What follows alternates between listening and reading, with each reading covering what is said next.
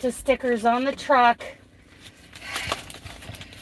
And I found some things in the vending that I can have, and I'm thawing out a steak and some pork ribs because I can't get those thighs out from the bottom of the freezer. Blah! Okay, so I'm going to heat all these up and hit the road. Of course, this breakfast sandwich, you know, it's a bagel, sausage, cheese, egg breakfast sandwich, so I have to fix that.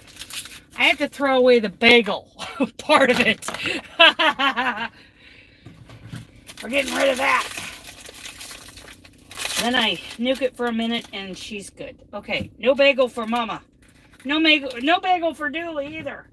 Okay, got rid of that. Put that in for a minute. I got to start the truck because this is going to start squealing at me. We're running the microwave. I'm taking off. Hey, everybody.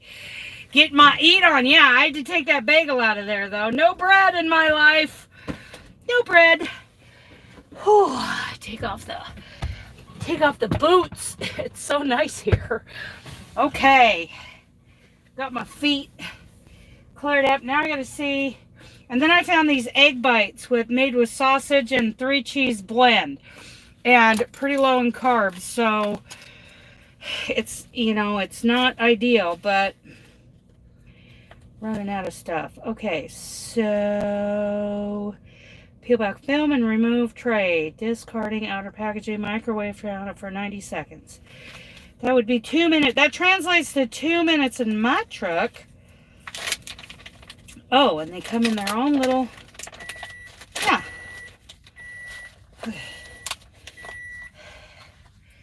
So I'll do all that and I'll have plenty to munch on while we're going down the road.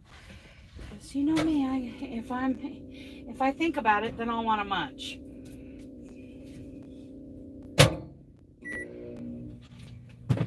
And I need to have things handy because I don't have any pork rinds. I didn't get water. I'll get it somewhere down. You know, even if I wait until we get to even if we get to Canyonville where Seven Feathers is, you know, I can always run in there and get water. So, I just don't have any jugs. I have the smart water in here. I can drink plenty of that today. Okay. We are out of here. So, yeah, it's like Jim, you know, one of the bosses, he's like, Dana, if you get down to Sacramento, we always have loads going back up to Portland, and then you can get your paper load and go to Denver. So I'm like, Jim, guess what? Somebody made a liar out of you. So he talked me into it. Jesse was going to get me a load back up here on, you know, Sunday morning out of Sacramento, and then I would take probably one of the bakery loads out of Clackamas and go to Denver. And I probably would have let me check that right now. Fuel count. Let me take a look. Thank you.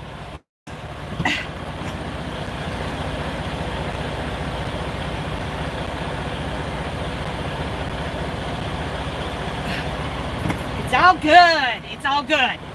So anyway, I probably would have saw my friend Audrey at Clackamas, and that load would have gone to Denver, but thank you very much. But, you know, when I first started this job, I was going down there to Southern Cal, and then I was, taking loads to Denver. And I love that run. So he talked me into it. He's like, I can set you up on this next load that's coming out of Southern California and going to Denver. So, we'll see how that goes. We'll give it a shot. We'll do something different. We'll stop playing in the snow and ice for, you know, the first part of this week. But then we're going to Denver, so you know. Okay. Woo, that stuff is hot. Okay, yeah. Okie dokie.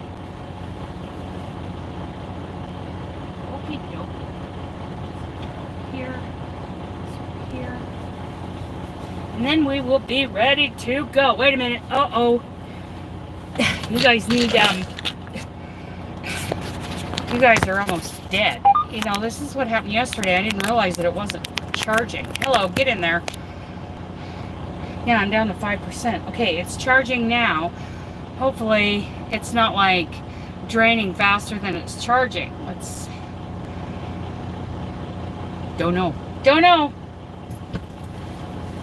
So we've got some good food, decent food. It's okay. It'll work. While I get these, I got those in the dash thawing out. So we're going to Southern California and then up to Denver. If they don't make a liar out of Jim again.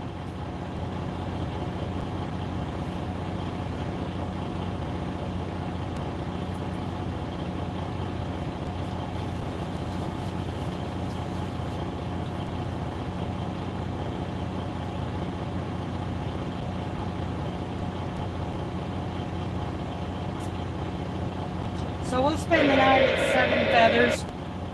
It's really nice there. I mean, it's beautiful. You'll see when we pull in there.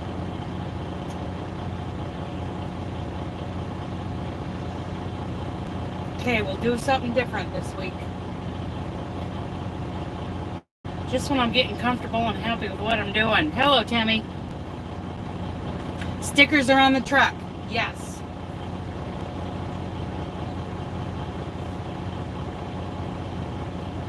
The dog has been pooped. Okay.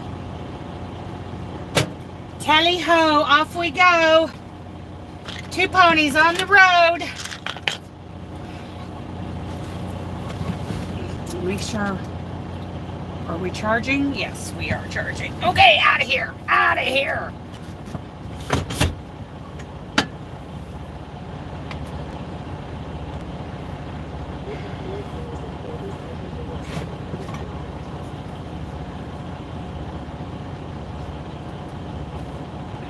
Type 2 diabetic, yes. Type 2, is that adult onset diabetes? Take transportation from Walla Walla. I think he's lost. Okay, dude, see ya. Good luck, Bubba. Welcome.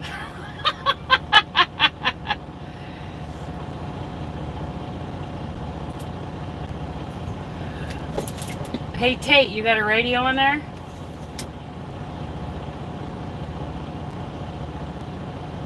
Apparently not. Oh well.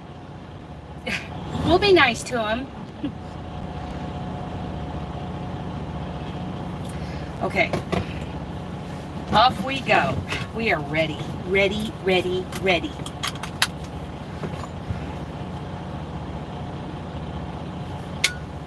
Done with that.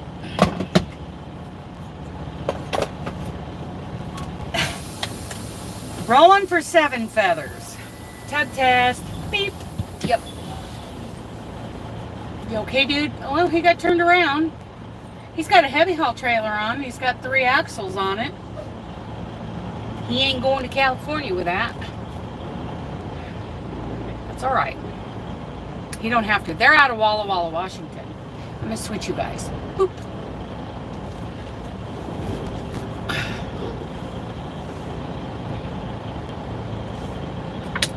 Turn on the flashers.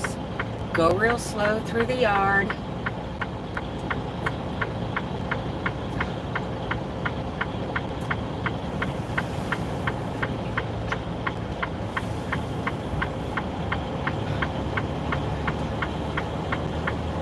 Head east toward Northeast 6th Drive.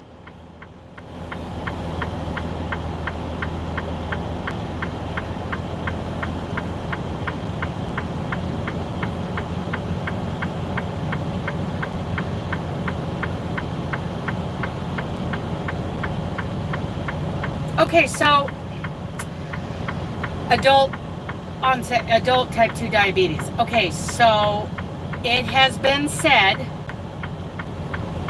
and you're going to get a lot of different opinions on this, that the Atkins diet cures it. But everybody's different, and I'm sure, you know, there are different levels of what the... But so many people, because of how this diet affects your insulin and your blood sugar you should really read the book. The white cover, which is like what did she say? It was a 1982 publication. Or you could read, if you get a hold of the 1972. In 400 feet, turn left onto North Haney Drive. That's even better. But that's the information you need. Okay, Tate is backing up now. He could have gone on around. We would have let him. We'll be nice to him, poor guy. He's lost. He's like, what do I do? Take the next left onto North Haney Drive. Somebody needs to help him. He could have gone around there. Anyway, it has been said that the Atkins diet cures diabetes because of how it corrects your insulin. It corrects it. So, you mean 2024? Yeah, baby. Yeah. And reading the book, would really help.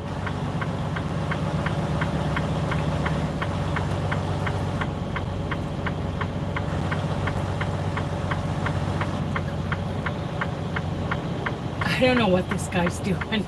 But we're all going to wait and see.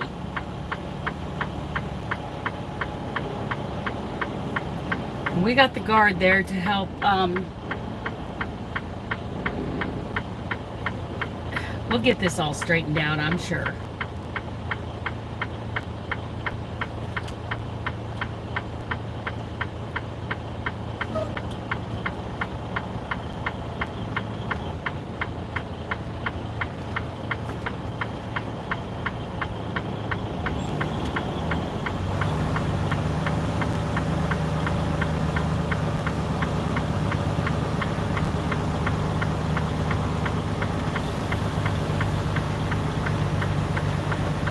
Oh, here's our guard, Dooley's buddy right here. In a quarter mile, turn right onto North Vancouver Way.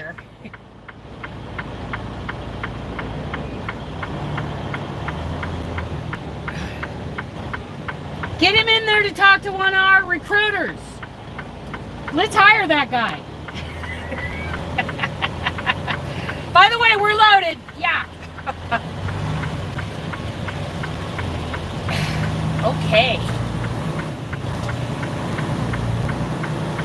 I think that was the owner who was just throwing him right there in that car. I'm not positive. I'm not real positive. What is the start date? 5024. What? Are you guys talking about the 2024? I hope to get the book. Okay. Are you guys talking about the 2024? Gone 50 gone by 2024 hashtag? Is that what you mean? Okay, yeah. Not 5024. 50 gone by 2024. Yeah, it basically starts whenever you start it. But my goal, my first mini goal is to be 6.5 pounds down by March 31st. And then every 3 months, at the end of every 3 months, 6.5 more pounds down. That was my idea. But you got to do your own thing.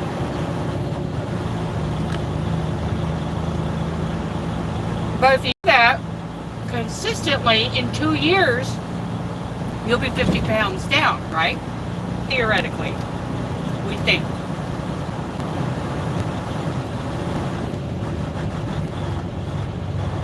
Yes. And March 31st is the end of the first quarter of this year. So, let's see. Take the next right onto North Vancouver Way. Those of you in here, how many think 6.5 pounds down in 3 months is doable? I do.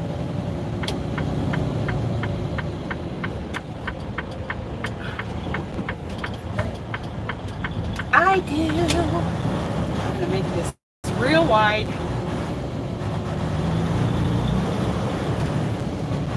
In a quarter mile, use the right lane to take the ramp to Exposition Center, I-5. Hitting plateaus, yes. 50 pounds is totally doable. I think so. Or 6.5 pounds, yes, totally doable. Theoretically, you know, in our minds, in our imaginations. And we're not killing ourselves. There you go.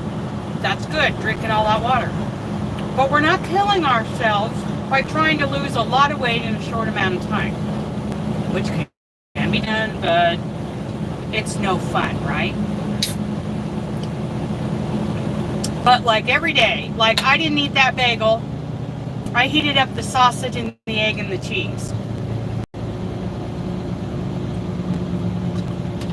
Use the right lane to take the ramp to Exposition Center, then merge onto Northeast Martin Luther King Jr. Boulevard. I grabbed those breakfast sandwiches and thought, oh, whatever. And I'd take a little bite of the bread. I'd heat it up with the bread and take a little bite of the bread and then throw about half the bread away and eat the other half. But because of you guys and this little plan of mine, you know, I'm not doing that. So I threw the bagel away and heated it up without the bread. Bread's bad. For me, anyway.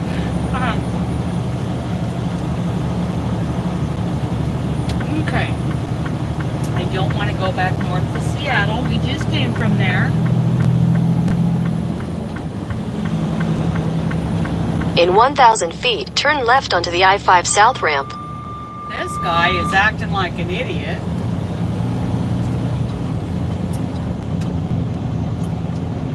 Really, dude?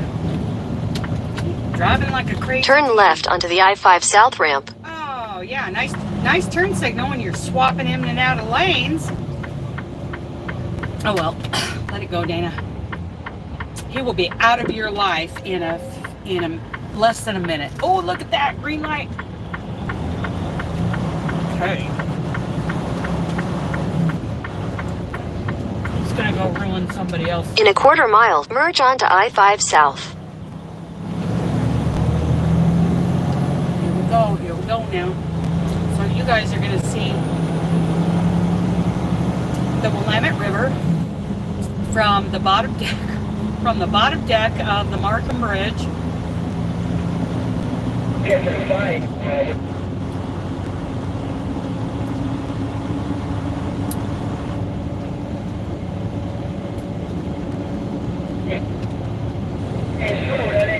Yep.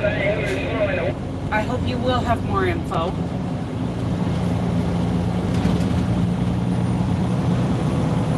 Yeah, there's a reason for using turn signals.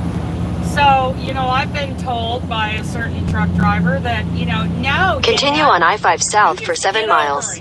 Because, you know, when you turn on your signal, people just speed up to get, you know, ahead of you. Well, I'm sorry. That is not my driving style. You know, if something happens in a lane change or a merge or something, or a turn, and I haven't used my turn signal, it's automatically my fault. So, I'm doing my best to avoid any trouble. So, if I'm going along and using my turn signal, if somebody speeds up and hits me in the middle of a lane change, that's one thing. But if somebody's coming along and I just change lanes without a signal, I'm in trouble. Yeah.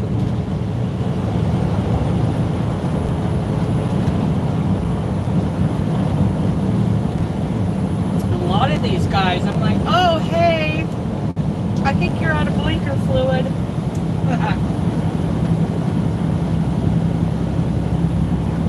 I do need to get the center lane here.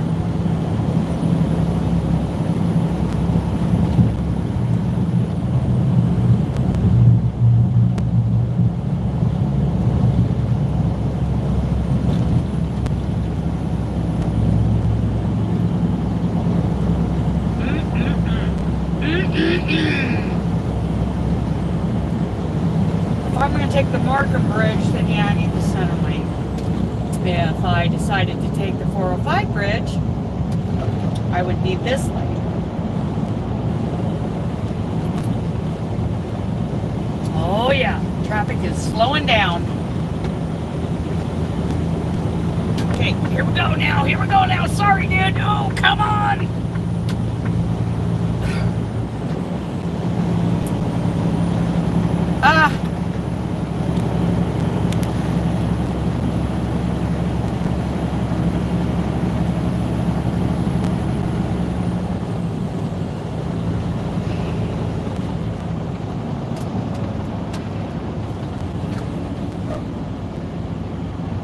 Yep, traffic is slowing down. What time is it? 11:57. So, yeah, the lunch rush is going to be, we're going to hit noon traffic. There's more of those tents in the median there, or in the off-ramp area.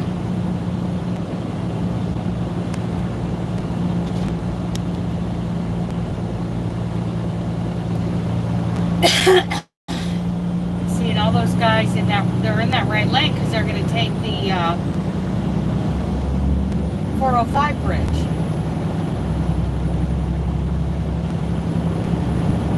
Which I could take that and it'll come back around to I-5 on the other side of the Willamette.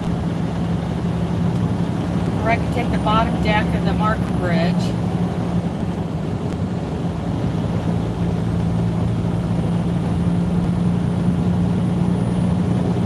Congestion ahead, 1.5 miles. Doesn't surprise me. It's Portland. Look at that line getting on the 405. See, from there they can go west on 26, the Sunset Highway, and go wherever. Or they'll meet right up with me on I-5 on the other side of the river. Come on. Thing.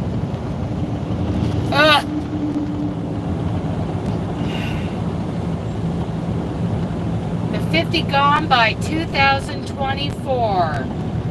Okay. Doris. Good to see you, Doris.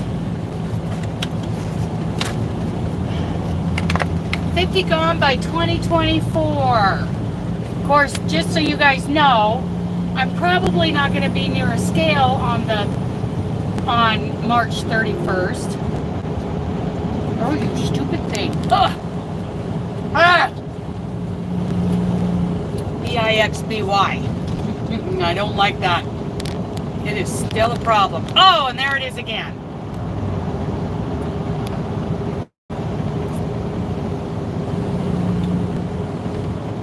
Be safe and warm, Doris.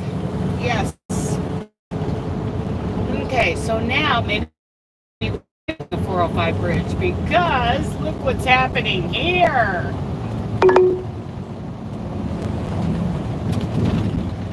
Advisory speed 30 miles an hour. Let's see how that works out.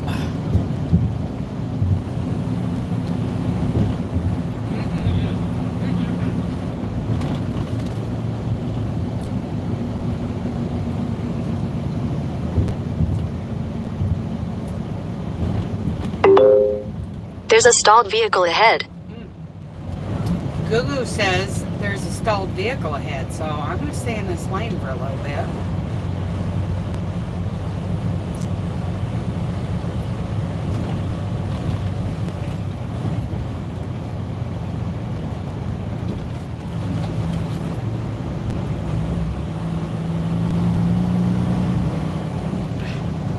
We got people right here, no turn signal. Of course, he's missing a brake light, so he might have his turn signal on and it's not working because he's got no light on that left tail light.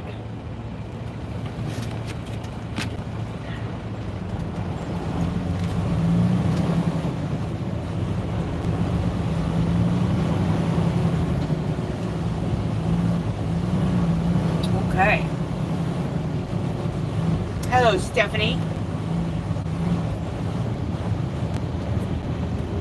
So who in here, show of hands again, is doing the 50 gone by 2024 with us.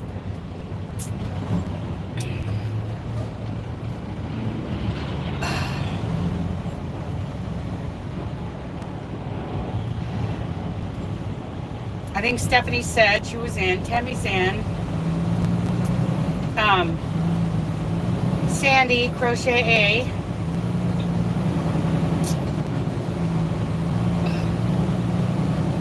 Oh my goodness, I've got sleepy eyes. We still got to get down to exit 99. Telehealth appointment. Oh yeah, and Kim. So Kim, Stephanie, Andrea, Tammy. Yeah, that's a tough one. So, you know, that's another reason why occasionally I have these sugar-free energy drinks so that I can have some carbonation.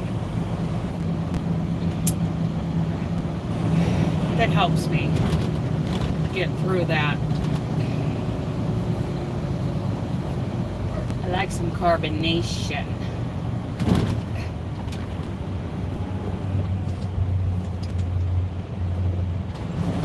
You can make yourself a sugar-free Italian soda. Italian cream soda. So what would that be? That would be like a seltzer water or carbonated water, some sugar-free syrup, whatever flavor, and some heavy cream. Oh yeah! That would be so good. Oh my goodness, that would be so good. Make your own cream soda. If you were eating like I am, that is. I have to keep reminding myself, not everybody is into my way of eating.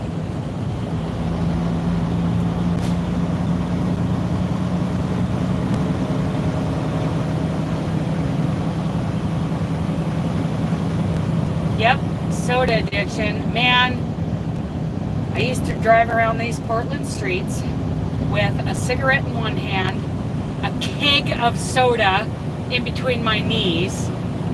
I was talking on the CB and shifting 5 speeds. I was a busy driver.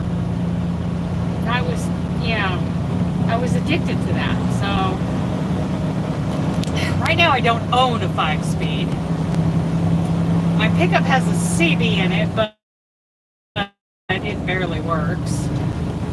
And I don't smoke or drink soda anymore, but I did. Oh my goodness.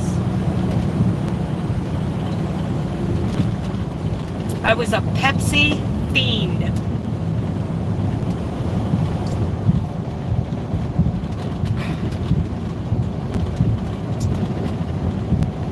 Here's Portland right there. There's Portland. And the Willamette River and one of our pretty bridges. I think that's the Burnside Bridge. We have the Hawthorne and the Steel Bridge and the St. John's Bridge and the 405 Bridge. And then we have the Markham Bridge. Oh, there's a paddle wheel boat over there.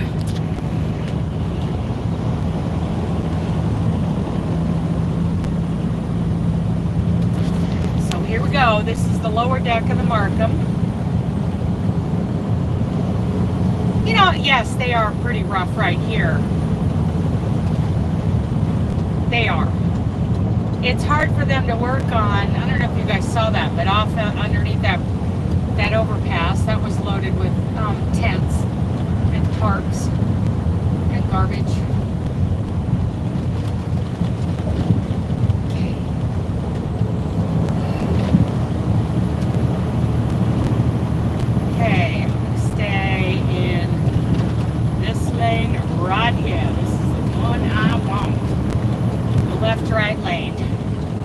In a quarter mile, keep right to stay on I-5 South. Follow signs for I-5 South, Salem. So this is the Markham, going across to the west side of the Willamette. And if you take the left 2 lanes, you'll hit the 405, which we just split off from up there. Or you can go to Beaverton on Highway 26, the Sunset Highway. Well, we're Keep hanging right to to the stay on right I-5 South. so that we can stay on I-5 South, go through Tigard, Lake Oswego, to Continue on I-5 South for 200 miles. Wilsonville, Woodburn, Brooks, Salem, Albany. We'll get down there. We're just going to keep on trucking.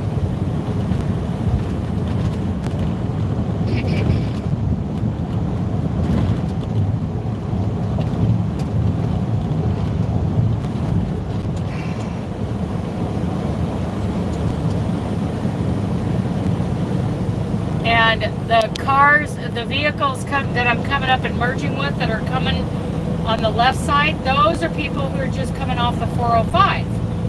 So it's a pretty short loop. If I had taken that direction. Okay, and these, we're going to go up the hill, so we'll probably lose speed. But we're coming up on the Terwilliger curves. So there's a Terwilliger Boulevard up here, and this area up here where the curves are, where we all have to slow down, Terwilliger curves. And most people wouldn't know that unless, you know, they were raised here listening to the traffic reports every morning. It's kind of like in the Denver area. You have two brothers in Grants Pass?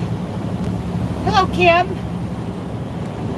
Cool, we're going to go by there tomorrow. And we have a girl, Kelly, who lives in Grants Pass. She's one of our crocheter girls. And she has a CDL because she's a bus driver in Grants Pass. Hi, Kelly. Yes, it is a big, busy freeway.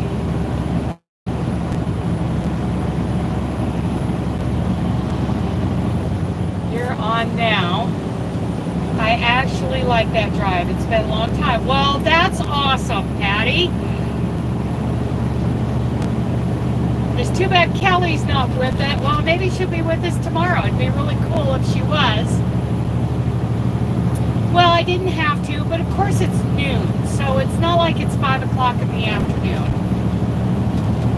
There's a 405 here. There's one up in Seattle, and then there's, I mean, it seems like there's a 405 in every major city.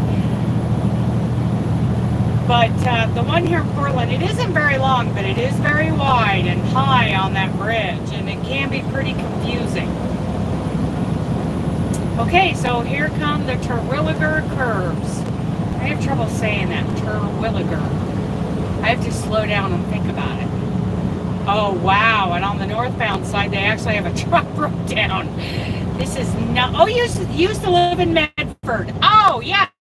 So I'll be driving there tomorrow. I will get, so my husband was born in Eagle Point. Well, he wasn't born in Eagle Point. That's where he lived all his life, and even graduated high school from Eagle Point. His memorial was held in Central Point. So yeah, I'm going down through my husband's old, you know, where he grew up. Wayne T. Bernhardt, the Bomb Dog. That was his call sign, the Bomb Dog. There's a Market Express truck. Hi, dude.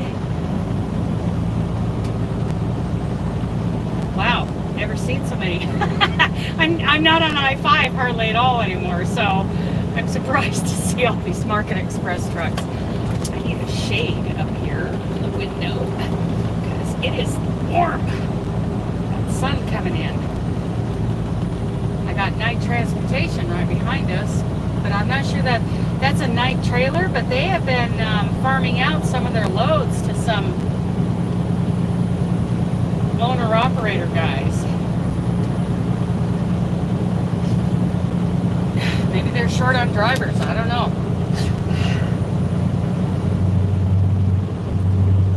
Oh, what is that? Piece of rubber. underneath almost every single one of these overpasses, over on the bank underneath, there are tents and tarps and garbage.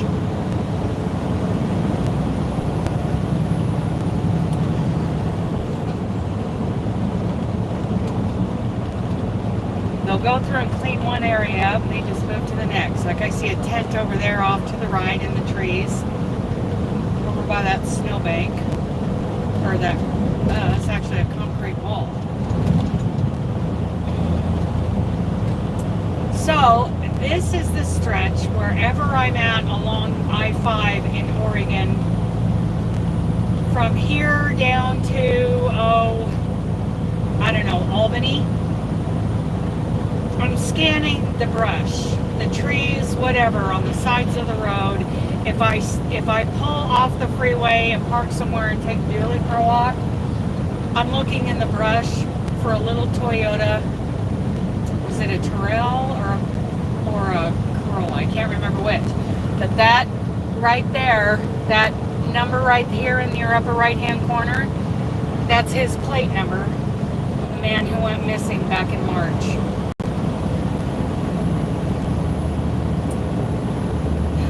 Confused that he left his house that night and we haven't heard from him since. Sorry, dude, I can't get over. It's the curves I can't get over.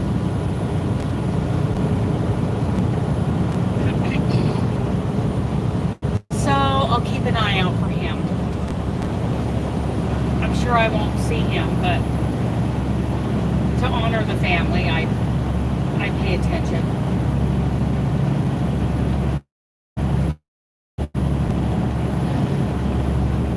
One of the last texts that he sent to I think his daughter, was, "I'm in the bushes."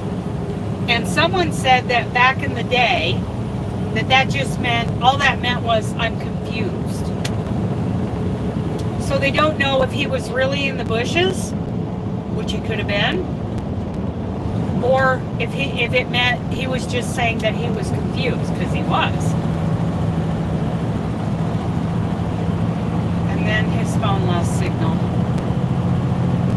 Oh, see, I can't get over for that, but at least he's not walking around in his vehicle. Somebody lost his shoe on the shoulder. Okay, so this is Tigard, Newburgh. Well, Newburgh is kind of the area. Tigard is right here, but Newburgh is actually the area where they kind of last heard from this guy. They've got kind of a cell signal map up somewhere.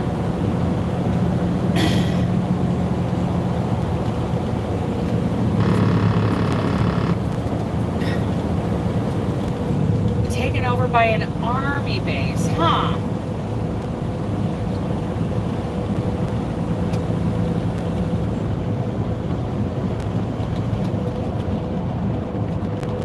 So Tigard's right here, but if you keep taking 99W south, you'll end up in Newburgh over there, and that's really where they last heard from this guy.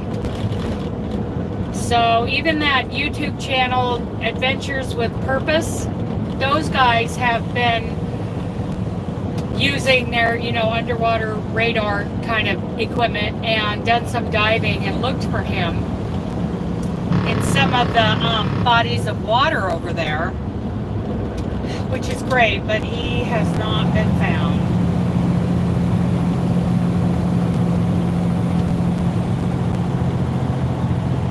I feel bad for his family.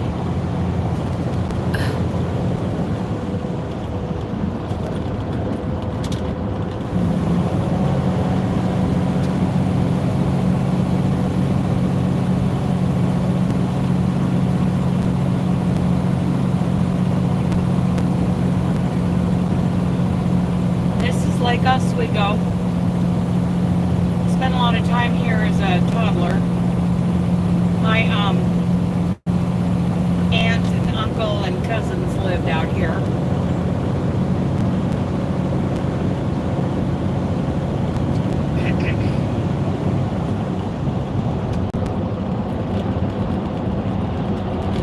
Ooh-wee.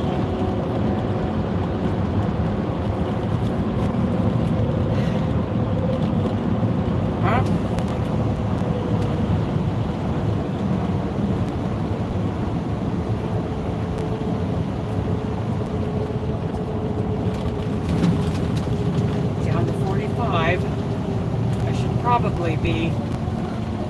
See, they all shoved their way in. They don't care that I had to hit my brakes. I should probably be in the center lane, but now I got to get back up to speed. Come on, mule!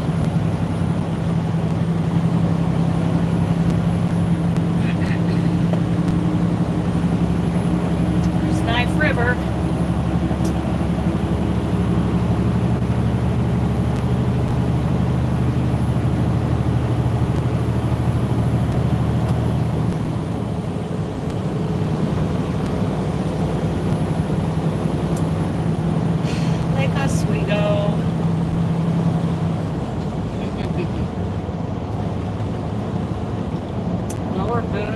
Road coming up.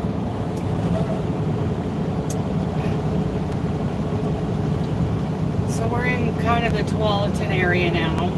Wilsonville might be really slow, as it usually is.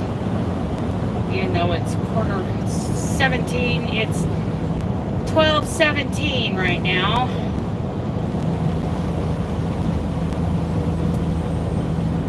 Tualatin and Sherwood. Wayne has some family that, lives over there. His ex lives over there. His rotten daughter lives over there. Okay. I don't know whatever happened to his son.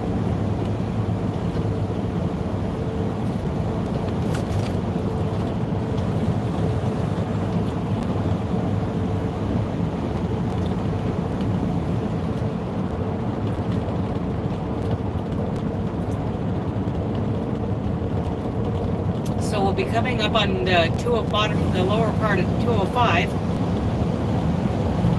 which 205 goes around on the east side there, and it goes across the Columbia River and comes back into I-5 just north of Vancouver over there. But 205, that's the way I would go to Mom's in Oregon City. My brother and his wonderful family live in Oregon City.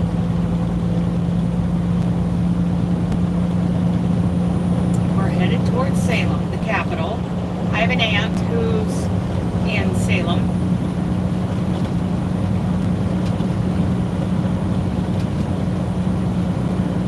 And cousins down in the Coburg area.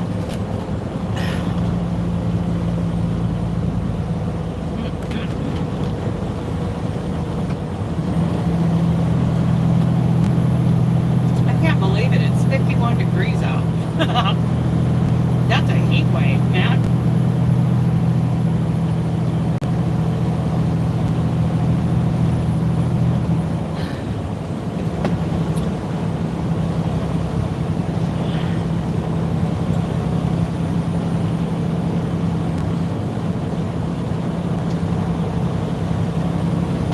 Uh-oh. Ruh-roh. Let's get over. Get over for a little while, and then I got to get major heat wave. That's right. Then we're going to have to get back over because we've got a way station coming up.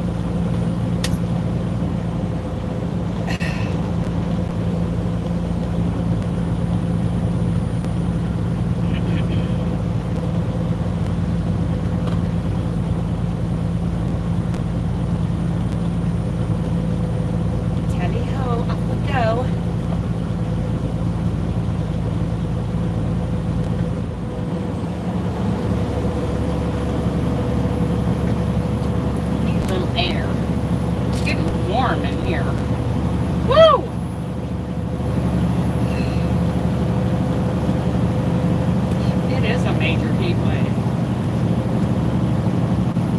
Warm in here, Dooley. He says, I know, Mama.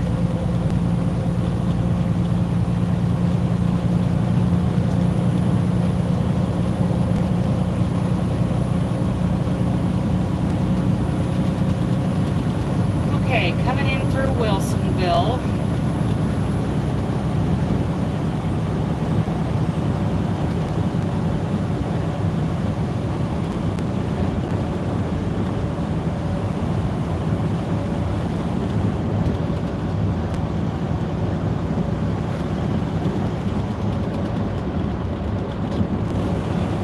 Ferry Road. It always makes me think of Boone's Farm wine.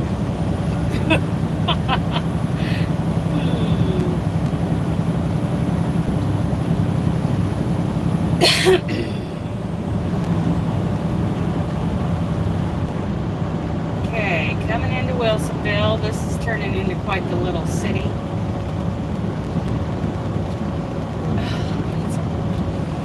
I need to cool off.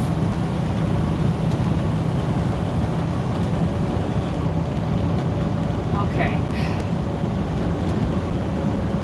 We want to get over, dude?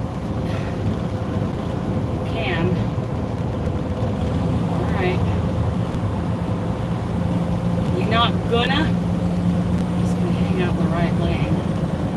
You gotta be careful being in the center lane through here. You know, I keep hearing stories of trucks, you know, when they get further south and they get into Salem, Oregon, it's 3 lanes, and I hear that the police there will really harass us for being in the center lanes. But yeah, come on out, dude. Get away from those people. There's a Camping World.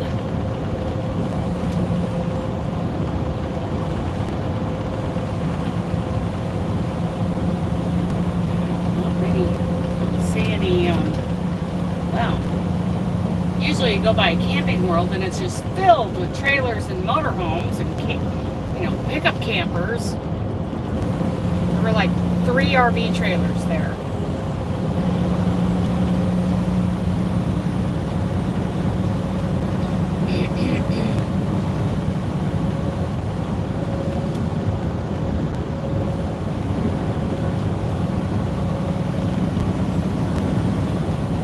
Oregon Korean War Memorial.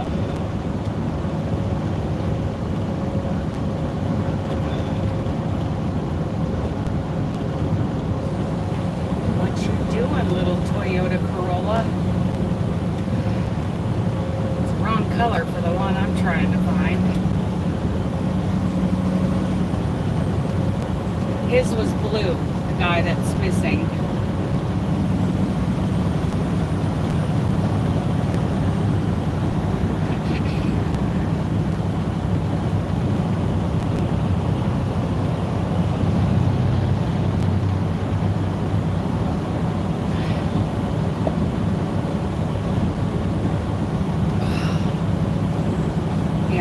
Another way you could go to Newburgh is take that exit and head west. Go out there for several miles and you'll end up at Newburgh.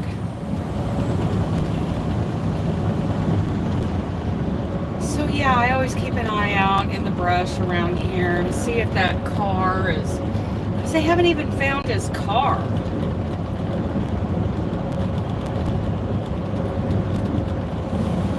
And that was mid-March that the guy disappeared. So where is his car? You know, are they underwater? Are they in the river? They could be in this river right here. This is the Willamette that we crossed in Portland. We're going back over it again. Oh, Mount Hood is beautiful today. I wish I could show you.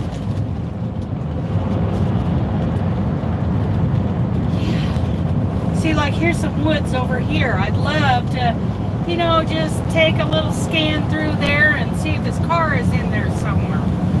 You know?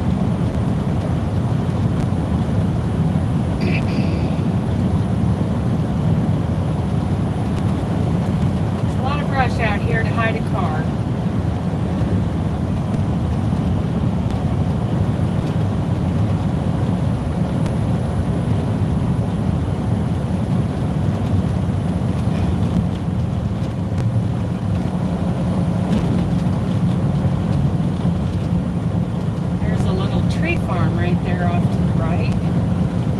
Back into these big fir trees into the rest area.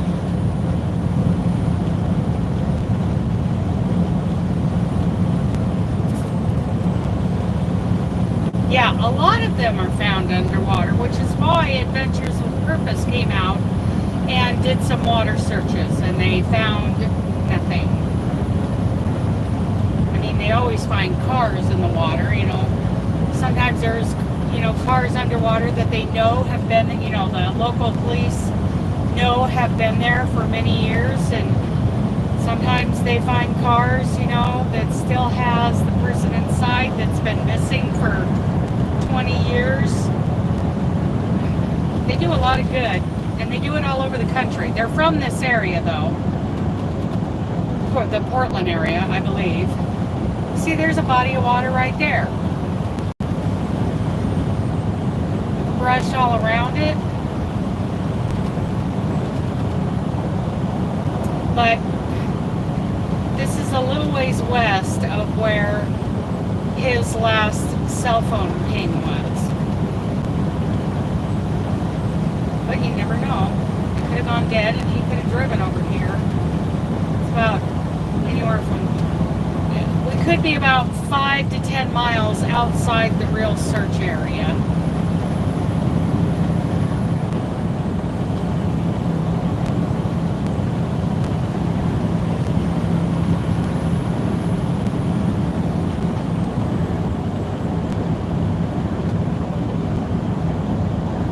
I mean, you know, can you imagine what the family's going through? And there are thick areas like that off to the right of blackberry bushes. I mean, blackberry bushes grow rampant around here. You can't hardly get them to grow in Colorado. You have to really trick them into growing. I better get in the right lane because we got a way station coming up.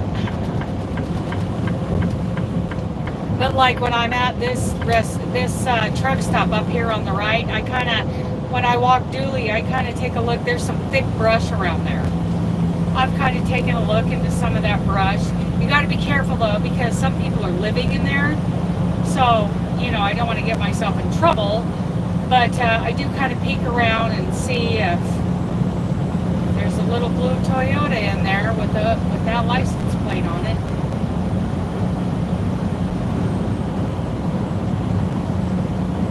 Yeah, see, there's some pretty high brush right there. That could hide a Toyota in that brush right there.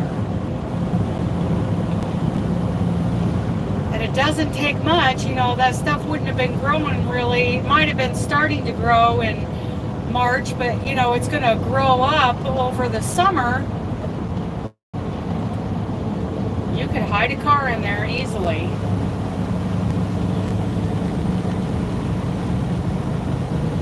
Lots of places to lose a car out here. There's another road that'll take you out to Newburgh. So yeah, it's like 5 or 10 miles out there, so he could be anywhere along there. Like that grove of blackberry bushes right there, that, you know, that can, oh, look at that. That's like 8 feet tall. Easily cover up a car in that.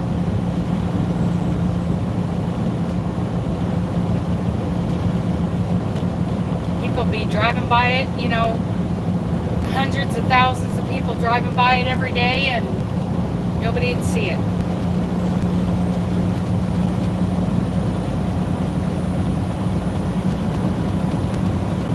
Yeah, blackberries are just crazy wild out here.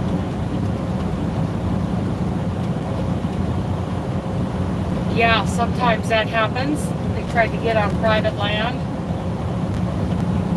And that's happened in a couple of their searches that I've seen on YouTube.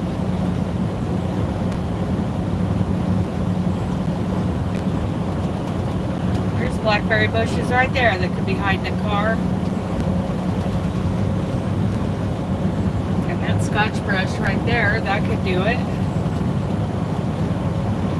They grow so fast. So that car could have been visible when if he drove into, let's just say he drove into some blackberry bushes and couldn't get out, you know, within a couple months, there's no evidence of a car driving into that because they grow so fast. Here we go, trucks right lane only. Let's try to get this right here. Okay, there we go.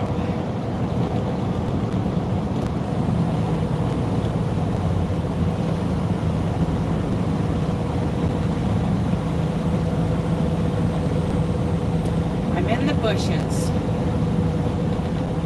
is what he said. We don't know if he meant he's in the bushes, he's confused, or if he had driven into the bushes and couldn't get out.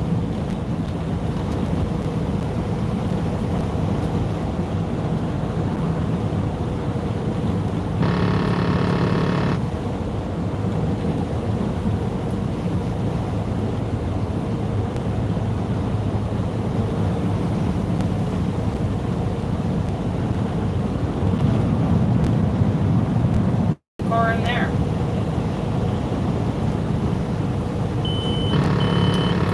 I think I got the green light. Yep. Dooley's gonna do the green light happy dance. Good boy.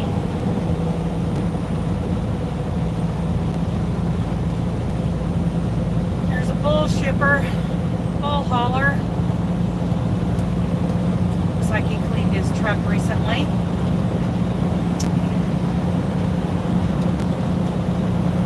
Me too.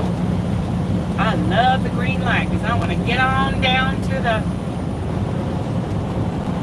casino. I've been teased a couple times today. Oh, you don't spend too much. Do not gamble beyond your means. And I'm like, well, that pretty much means I'm not walking in the door. So I'm going to go to the convenience store and get, some jugs of water. But otherwise, yeah, I'm not walking into the casino. I'm staying out of there.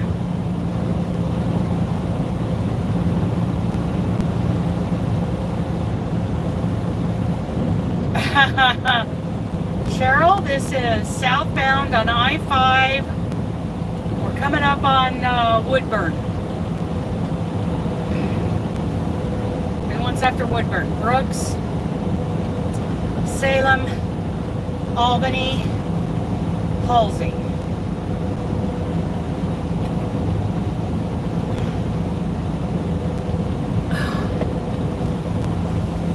So we're going to Rancho Cucamonga on Monday. I'll probably park at Fraser Mountain Road there at Lebec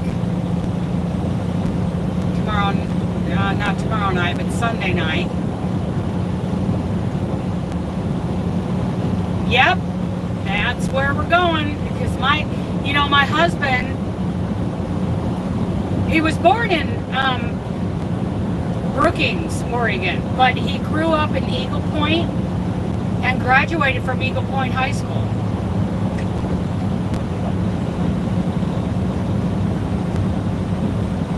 So I've been to Medford a few times. That's where his family, most of his family lives.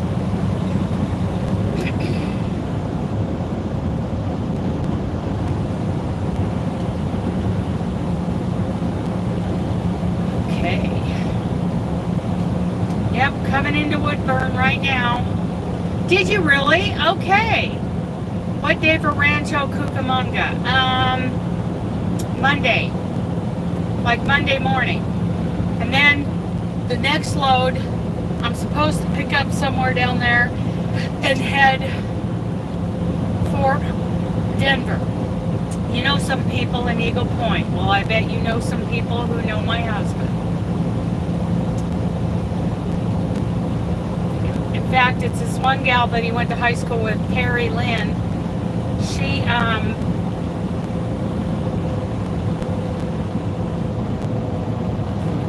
you think 6 is doable? I think so too.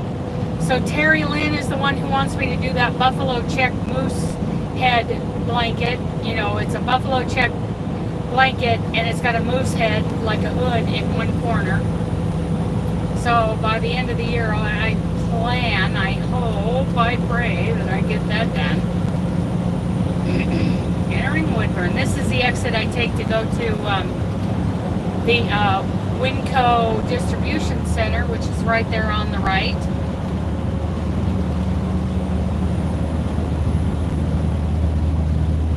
And, yep, right there on the right, Winco. I deliver dog food to them quite often. the dog food that I pick up in Denver either goes there or it goes to Puyallup.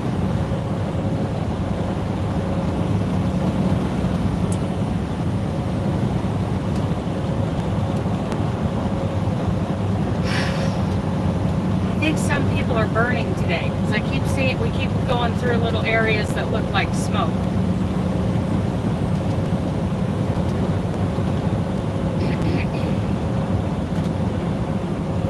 Brooks, 7 miles. Salem, 16.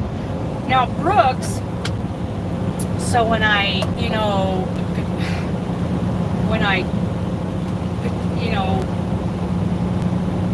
tentatively got my first truck driving job, a friend of mine, bless her heart, hello Freaky Geek, she drove me over from Emmett to Ontario, Oregon to get on the Greyhound bus. And I took the Greyhound bus down the Columbia River Gorge into Portland. My Aunt Martha picked me up in Portland at the Greyhound bus terminal because she's like, you don't need to, ride the Greyhound bus that last few, that from Portland to Salem. So she drove me to Salem, so I got to see her, and I went to the, look, Ma, no hands, I'm not driving. Yeah, so anyway, she drove me to Salem, where May Trucking had a room waiting for me, and then in the morning, was it Monday morning or it was Tuesday morning, we called it the party bus. It's like a shuttle bus that May Trucking has. It came over to the hotel and picked us all up and took us, this group of us, to the terminal there, the May Trucking terminal in Brooks. This guy's going pretty slow. Where we had 3 days of orientation. And April 5th was my hire date, 2018. And that weekend that Monday, the next Monday, I was on the truck with my first trainer.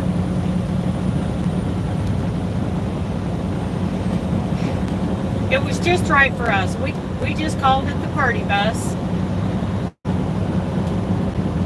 One time I went into Gail, she's the one who answers the phones and, transfers calls, and that's who you talk to about getting a key for the shower, a key for the laundry room, or to borrow the one of the vans. We had 2 vans at the time, janky, junky little vans. I mean, they were cheap to begin with, but then, these guys get in these vans and they trashed them.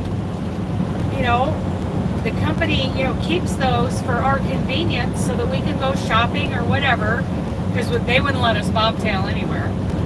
And the guys would trash them. Well, one time I'm like, I need one of the vans. She said they're out for about an hour. I said, well, I'm a professional truck driver. I can take the party bus. And she laughs. She says, no, you can't. You had to be special to drive the party bus. Oh, Gail, she was so sweet. I'd go in there, if I had time in the morning to borrow the van and go to Dutch Brothers. I'd say, can I take the van this morning? She'd say yes. I'd say, okay, now write down what you want from Dutch Brothers and I'll bring it back to you. And I'd do that all the time. That was so much fun. I'll take the party bus. No, you won't. They didn't trust us to bobtail these trucks to the grocery store. They're certainly not going to let any of us drive the shuttle bus.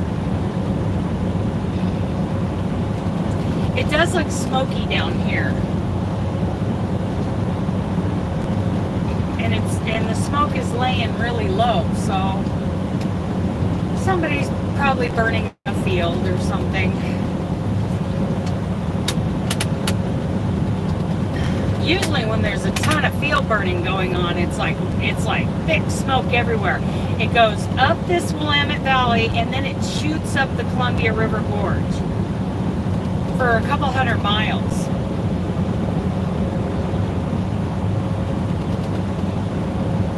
Yep, looks kind of smoky out here. Somebody's Learning something.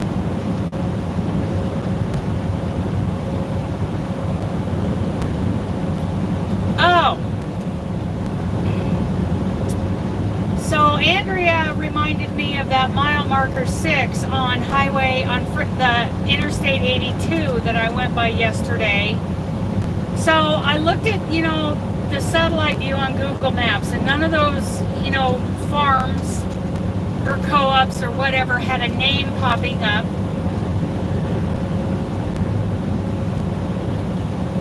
It could be the wildfire from California, if there is one. It could be. It could very well be. So anyway, I was trying to figure out what they got all those poles and wires out there, what kind of trees those were. Well, Google Maps did not help me. Even in the, in the satellite view or whatever, there were no farm names popping up that would tell me what they grow. Oh, could be stagnant air too. Could be all of the above. So I did like a Google image search for poles and wires holding up trees. Well, I found an article that was talking about that exact valley, and it showed a picture of them, and they are actually apple trees. So that's not what I remember the poles and wires. Oh, really? I wonder where that's at, if that's anywhere near I-5. Because I'm going to be going through there tomorrow. But anyway, it was not apple trees. I'm starting to think maybe they were beans, like 12-foot tall, beans. Like there's some right over there. That is another one right over there with those poles and wires. Huh. I'm wondering if it was some kind of bean. So I looked up green, commercial green bean farm, and I didn't find anything like that. But yeah, they're right there. That is what I remember from Canby, Oregon, when I was little. Okay, so this is the Brooks exit, and over on the right there is the big main terminal for May Trucking Company. And that's where I was in April of 2018, doing my orientation, taking my road test, getting on a truck with a trainer. Yep, those were the days. I don't know, it was nothing wild because, it was poles, it was very cultivated. Come on, people. I don't want to get over here in Salem, but if you guys are going to act like this, I've got to, because I don't trust you.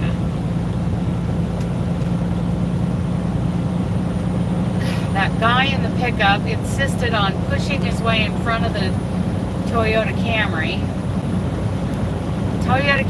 She had to hit her brakes. It's like, dude, you had plenty of room behind her, between her and me, to get on the freeway.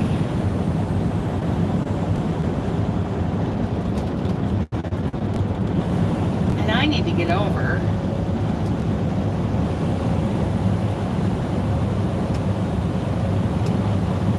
Because now we're in Salem. They weren't grapes. Okay, Timmy. They weren't grapes. It was like beans or nuts.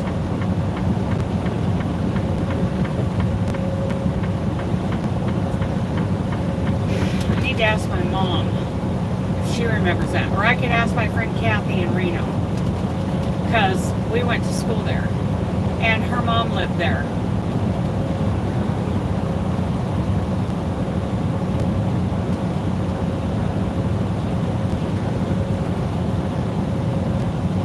Like they clean them out every, fall, and in the wintertime they're bare, and then they'd plant them again, grow them again. They'd be growing again in the spring. I'll ask her. I bet Kathy knows. Mom may or may not remember.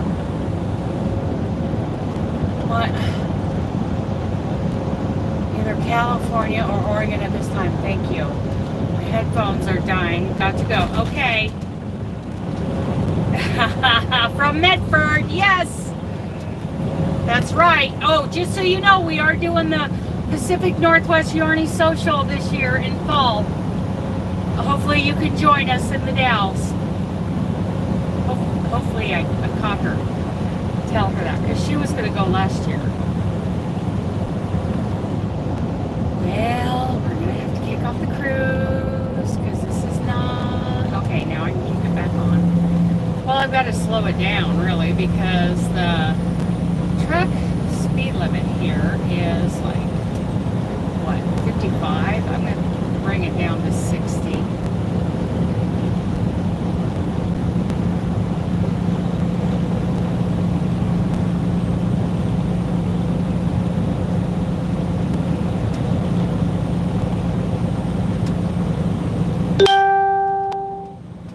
Simmons is live now on Facebook. He's awesome. Who else just went live? Lisa's Crochet. I think I just saw her go live. Okay. Here we go. Hey, Laura. Good to see you. We're in Salem, Oregon. We've been talking about the 50 gone by 2024, which is 50 pounds in 2 years, 6.5 pounds a quarter, and a little bit about the Pacific Northwest Yarny Social in the Dalles, our Yarny retreat this fall.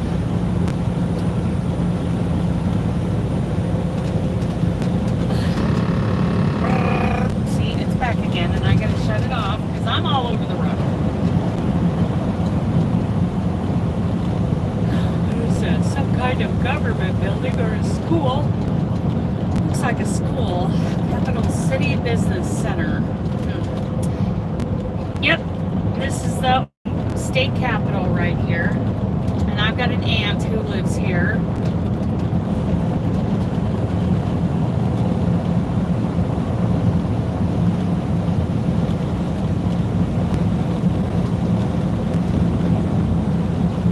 Cars are going to merge slowly, and I got to kick off and slow down to let them.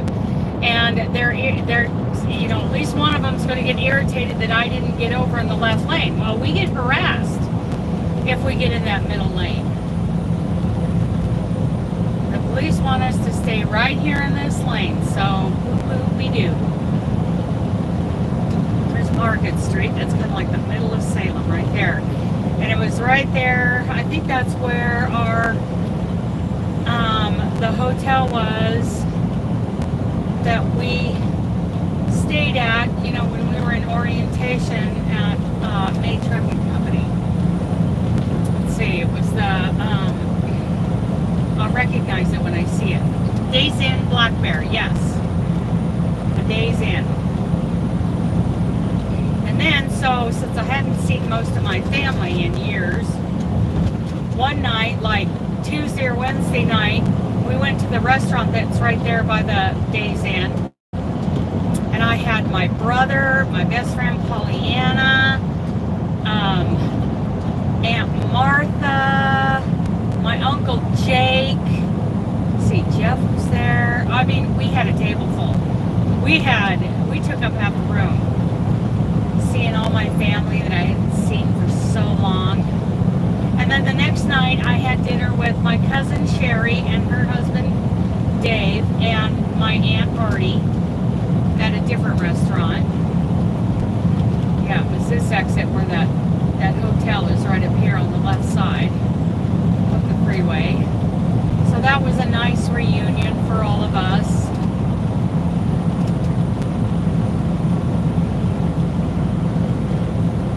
Quarterly goals. I need to get back to healthier eating. I had gastric bypass, but gained a lot back after. Yeah, see, I've had the sleeve, and I got down, I was 40 pounds lighter than I am right now. which I was pretty dang happy, but 50 pounds would make me even happier, which would still leave me, you know, technically, according to the experts, overweight, but I was so happy. So, and I have gained, you know, that 40 pounds. So I decided on my next DOT physical, which is in 2 years, I'm going to be down 50 pounds. So 6.5 pounds a quarter. Easy, right? Sure. Sounds easy. In my head, it's easy. In my mental fantasy world. But so far, you know, I've been good since Saturday, the 22nd. So, and today's what, the 28th? Or is today the 27th? What day is today? I don't know. Whatever today is, it's been like 6 days. This is day 6 of being good.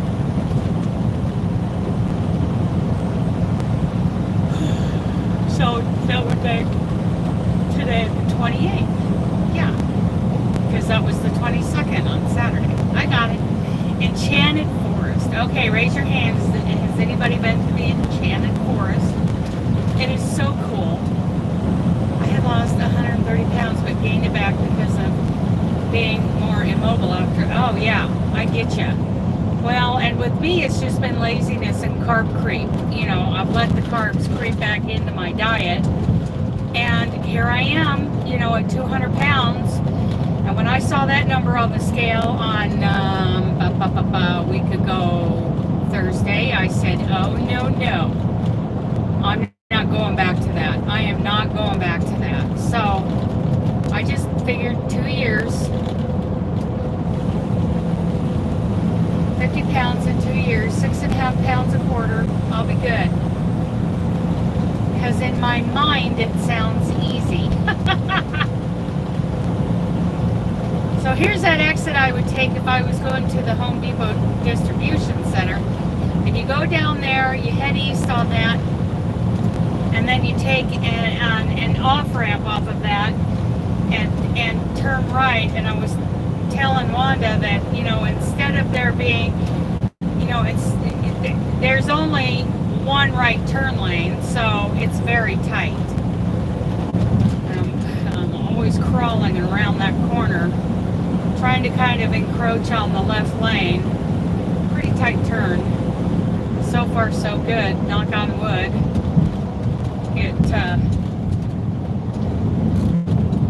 I've never run into anything over there.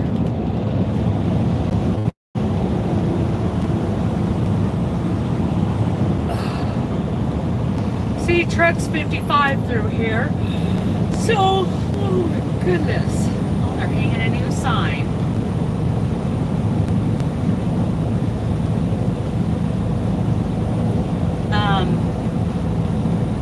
Yeah, so I got the cruise set at 60, which they can still give me a hard time. Coming up here before too long, this lane will end as we're climbing a hill. Oh, there's MX right behind me. Market Express right there. Hello, dude.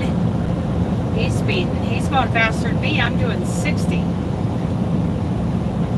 You go ahead, Bubba.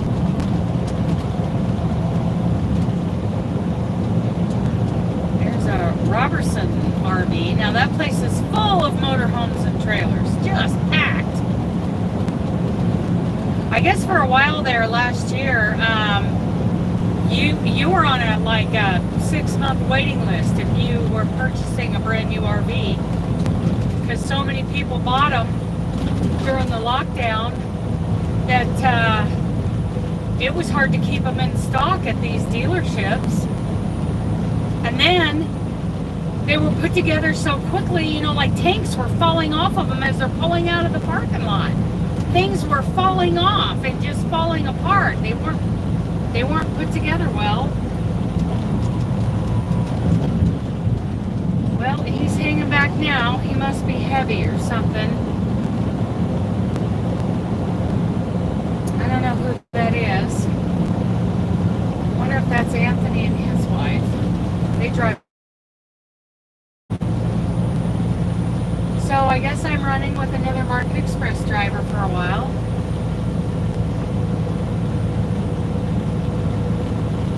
Enchanted Forest. I went there a couple times as a kid. It was so cool. You know, these little wooded, you know, like forest paths. You go along these little, you know, walking paths that are, I'm going to kick off and let him by, that are, you know, going through the forest. They're paved.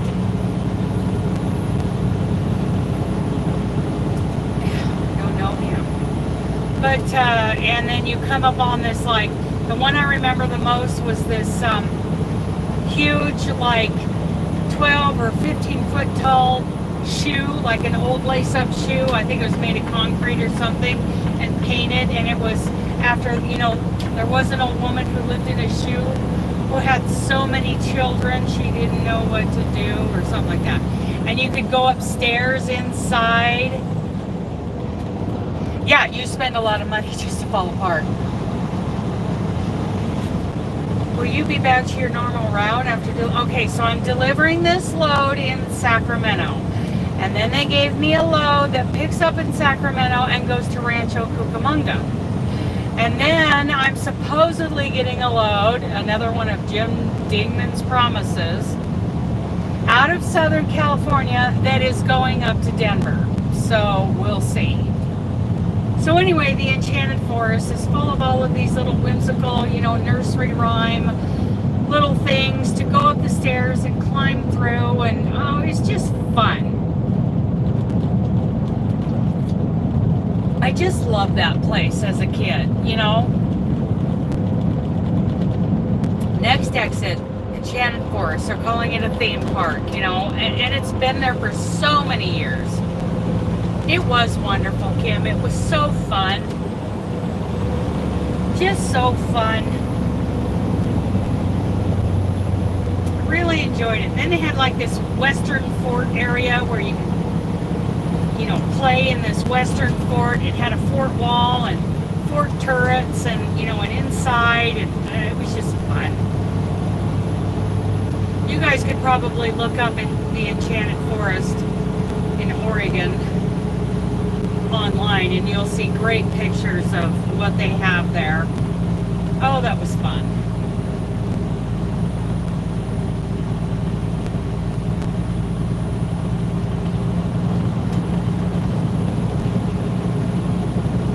Probably won't get a very good view of it coming down the freeway. You know, it has castles and I don't know, it's just a cool thing. All those nursery rhymes, you know, the old woman who lived in a shoe, and I can't remember all the others. There's a castle and there's a frontier town. And we're gonna peak this little hill and then start going down, and it'll be off to the left. There's a speed trap ahead. There's a speed trap ahead. Oh my goodness. Oh my goodness, Julie, there's a speed trap ahead. Yep, there he is. Hello, dude.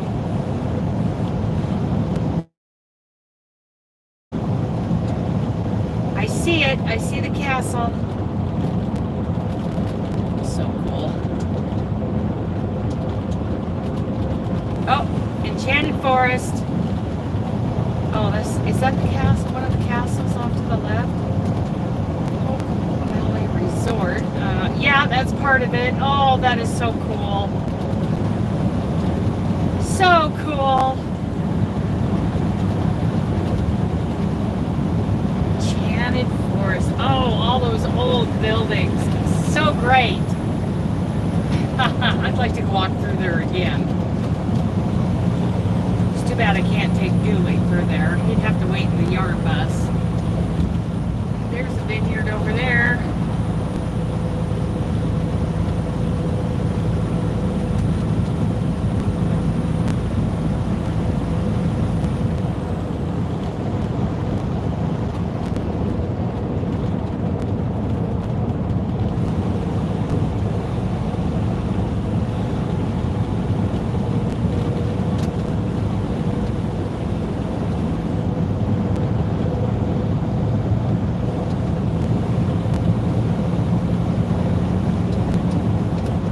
Very green here, that's for sure.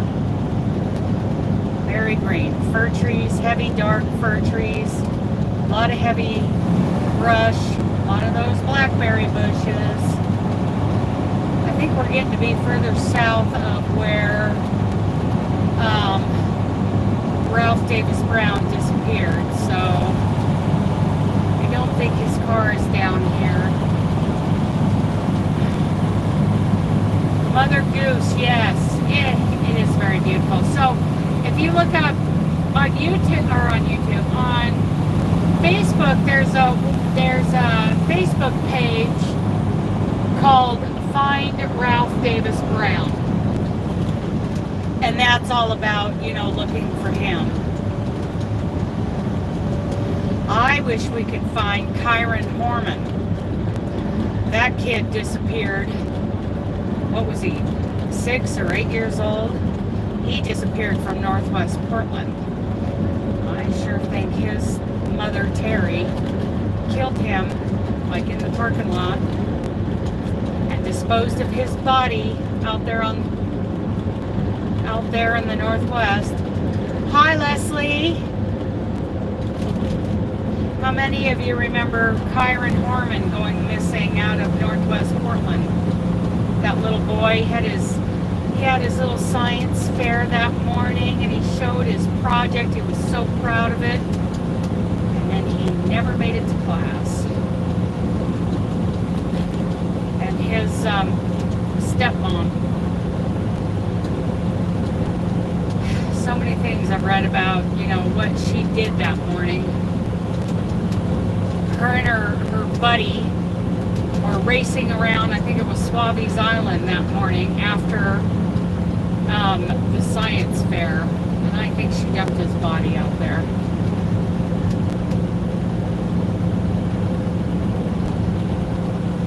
Then she went shopping. Stepmother, yes. Hi, Jean.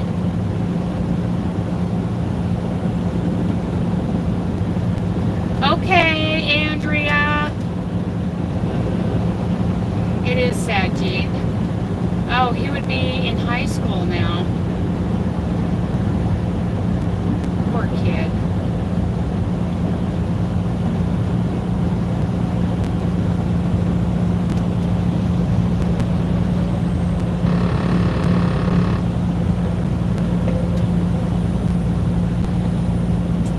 It's so pretty out here.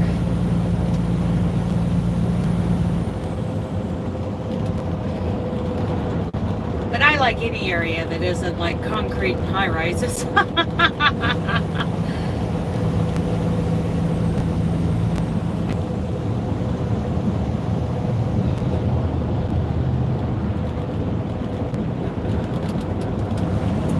going to kick it up to 63 because we're out of Salem. Back up to 60 miles an hour. Later, when we get further along, I'll kick it up to 65. Perfect yarn colors, yes. The dark forest green, the lighter grass green, the in-between kind of a brown. There's some taupey colors in there, almost a yellowish green, some browns, some orange right in there, kind of a burnt orange with those. Perfect yarn colors, yes. Snow. The Cascade Range is off to my left, which is east of here. Cascade Mountains.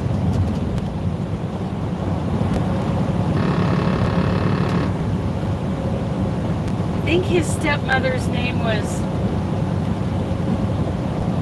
Terry Horman.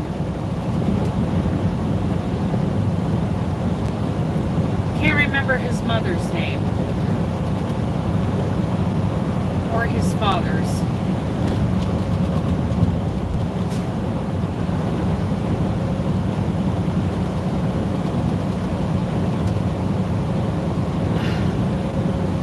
She has never stopped looking for her son. She has never stopped asking the stepmother, where is her son?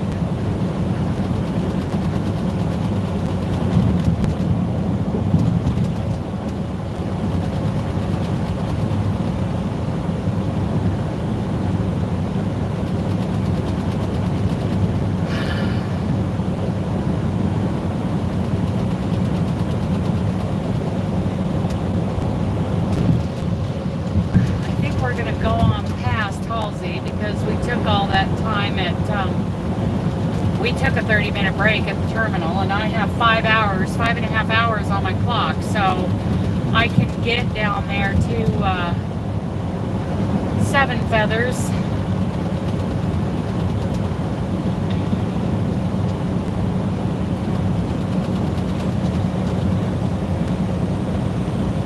Santiam River. We're entering Lynn County. Yep. Santiam River right there. Probably dumps into the Willamette over there. And then of course the Willamette runs north and dumps into the Columbia. And the Columbia dumps into the Pacific.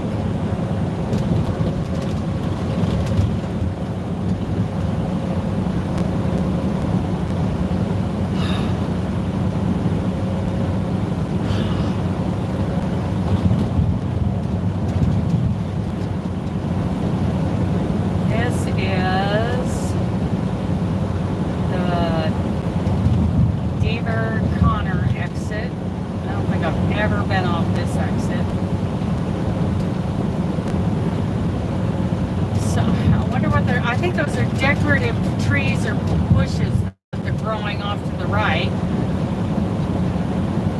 Looks like this, I don't know what they're growing off to the left. Yeah, that looks like decorative bushes off to the right. Welcome to Lynn County. This is where my cousin Sherry lives. Whoops, get over there, Dana. Stay on your side, please. Okay. There's a little orchard over there.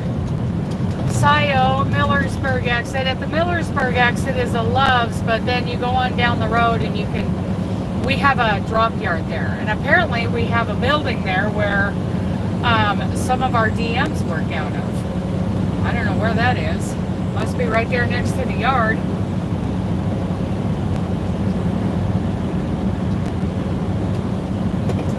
Millersburg.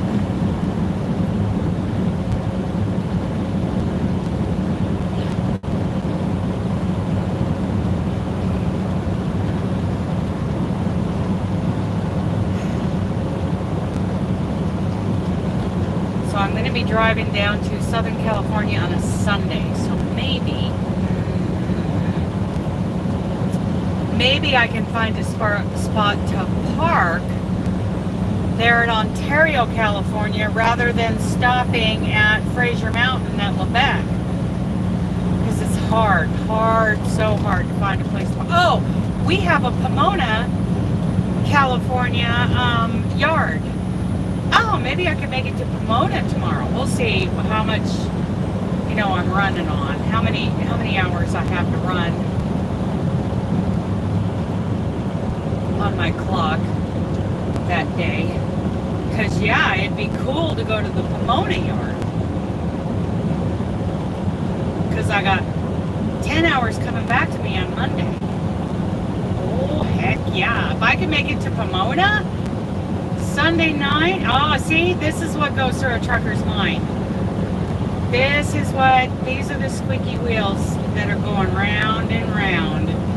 Really, if I could make it to the Pomona yard Sunday night, whoop, whoop, that would be cool. I'll call and find out if, we were spinning while I was rattling on. See, those are double wide homes right there that I just saw off to the right. And they are insured like a stick home anymore because they're built so well.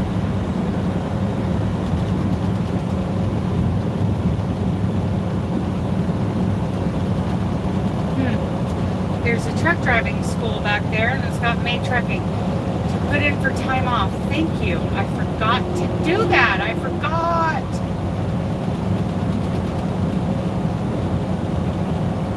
Do that. So, built to code. Yep.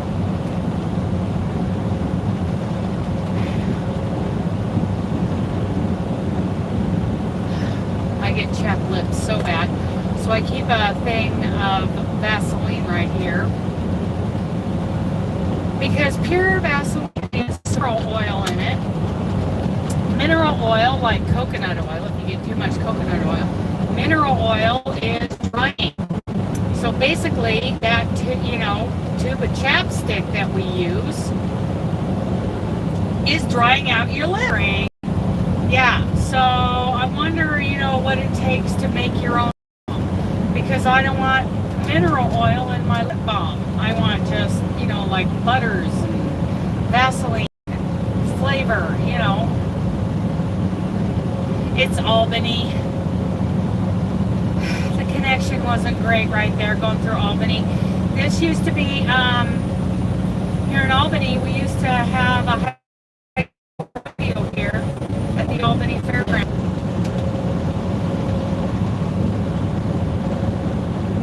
And then Lebanon, we have in Lebanon, we have the Willamette Speedway, which my brother races at.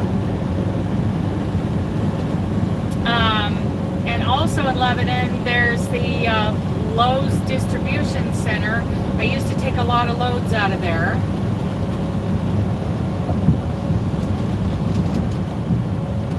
And go south with the Lowe's loads. Night transportation, they had me running those for a while.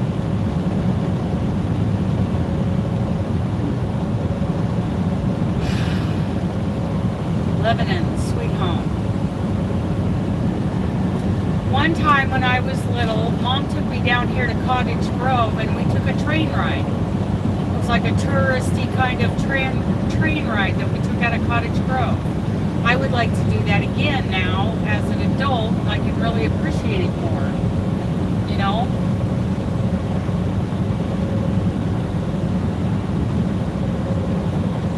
I don't even know if that, train ride is still available.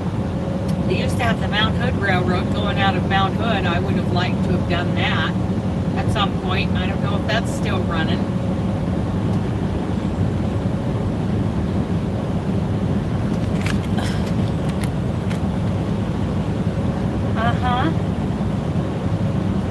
They're very fun to do.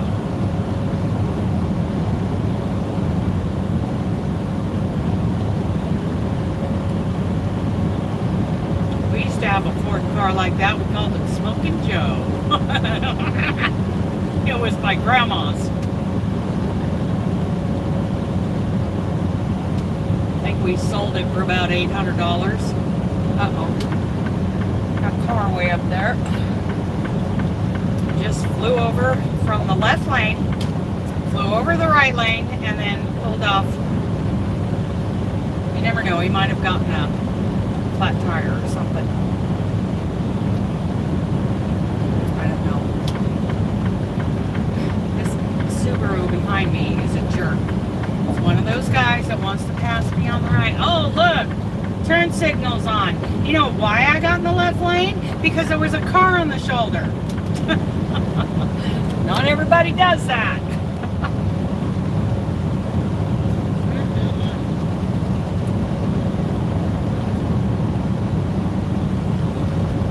The Cascade Mountains look pretty today. Some of the higher peaks have snow on them. Ooh, what are we growing on the right? That looks like grass. Grass hay. That field, that's not grass, that's something else. Maybe cabbage? I don't know what that is.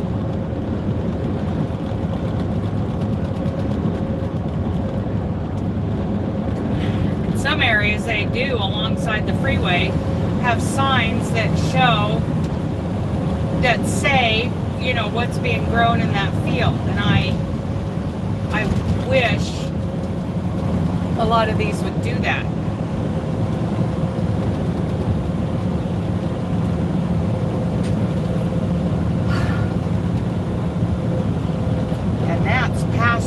Okay, this guy with his handlebars, do you see that? Can you see that? They are way above his shoulders. In fact, they're even higher than his ears. That's illegal in Oregon. In Oregon, you legally cannot have handlebars higher than your shoulders.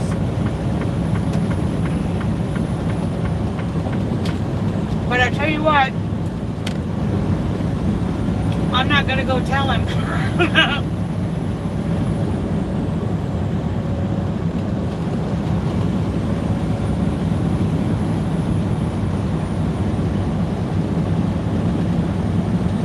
he's not even putting his hands up on the, okay, so I get over in the left lane. He turns around and looks at me, and then he rolls on.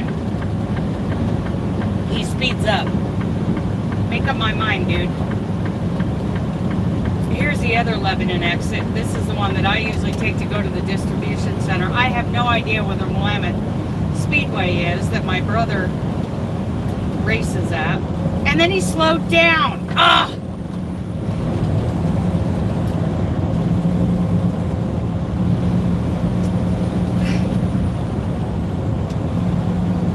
Yep.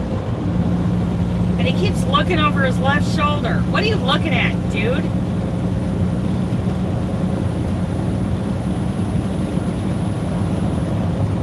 Oh, thank you.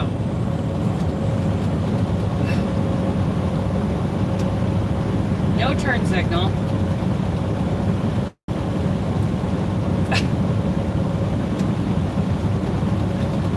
Now he's waving at me. He blew me a kiss.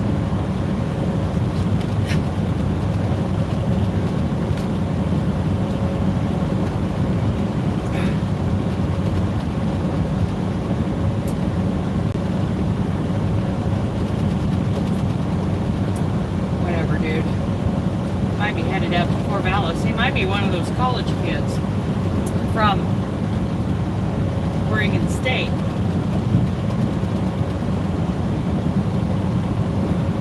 He might be a beaver.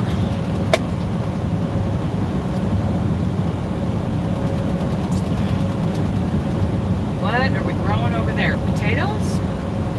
That could be potatoes. Seems a little early though. Yeah, some places you're driving along and, you know, each side of the freeway has signs that say soybeans, potatoes, corn, alfalfa, whatever, soybeans, you know, of what's being grown alongside there. This one isn't. That looks like a sheep pasture that they're letting regrow. That's what all these look like. Sheep pastures that they're letting the grass cycle up. So they'll have grass later in the summer.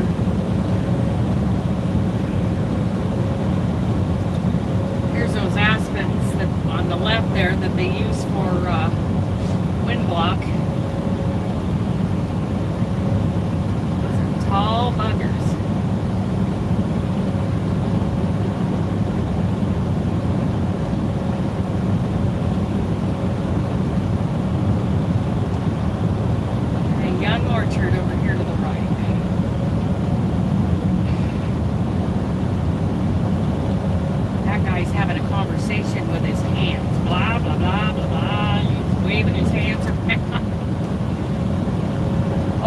This will show what they're growing here. Hazelnuts.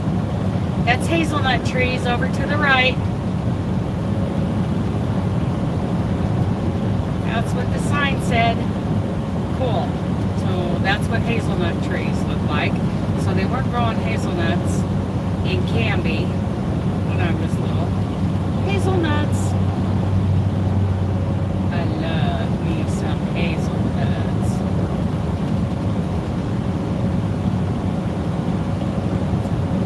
Sheep pasture over to the left.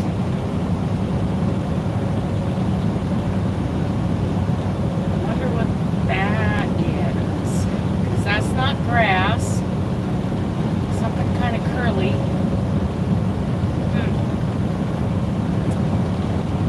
Don't know what that is.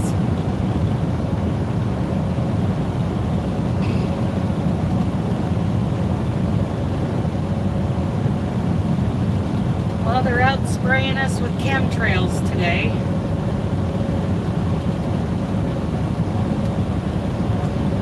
You know where I've never seen a chemtrail is in the state of Texas. Contrails, yes. Chemtrails, no. We see chemtrails in Idaho, Oregon, even in Wyoming. I was really disappointed. It seems like I saw some in New Mexico. And of course they are all over Chris FaceTime with himself, yes, or cow. Well, you know, the reason I say sheep is because I've only ever really seen big herds of sheep out here. Wool on the hoof, yarn on the hoof. Of course, I don't see any of them right now because I think they're cycling out these pastures for, like, you know, to let them grow for summertime. I don't, you know, this isn't really a cow kind of country, except for there are some dairies, some smaller dairies. There's some big barns over there. I wonder if this is a big sheep operation to the right. That's what it looks like. Yeah, this is sheep country out here. But yeah, there could be cattle. Looks like there's some cows up here to the left, just a little 5-acre farm. Little farm.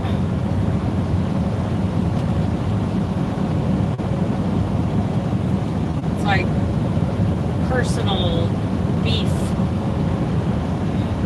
It'd be nice to do that, I think, to grow my own beef. Yeah, 1, 2, 3, 4, 5, 6. 5 of those are Angus. One of them's a Charolais, and then they got a couple of horses. That's just a little personal farm. Oh, with a whole bunch of tractor trailers there.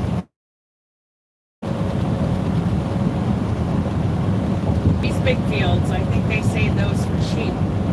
This is sheep growing country. Yarn on the hoof.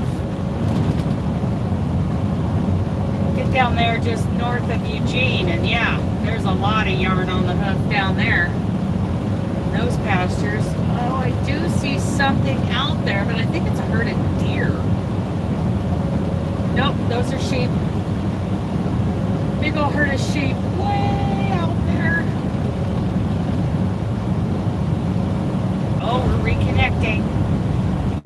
Hi, Rosemary. Yarn on the hoof. Yeah, that's right. I'm going to grow me some variegated and some ombres.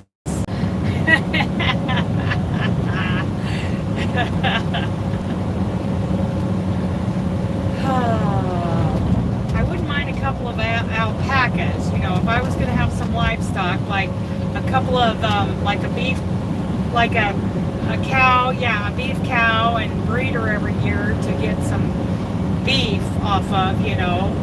I wouldn't mind having an alpaca or two, because, you know, they can be, they talk about livestock guardian dogs. You know, llamas. Llamas are known for being very protective of their hood, their domain. So llamas and donkeys, you know, burros, are supposed to be very good for keeping predators away from the rest of the livestock. Maybe I'd give myself some llama and do some llama wool dyeing. Wouldn't that be fun?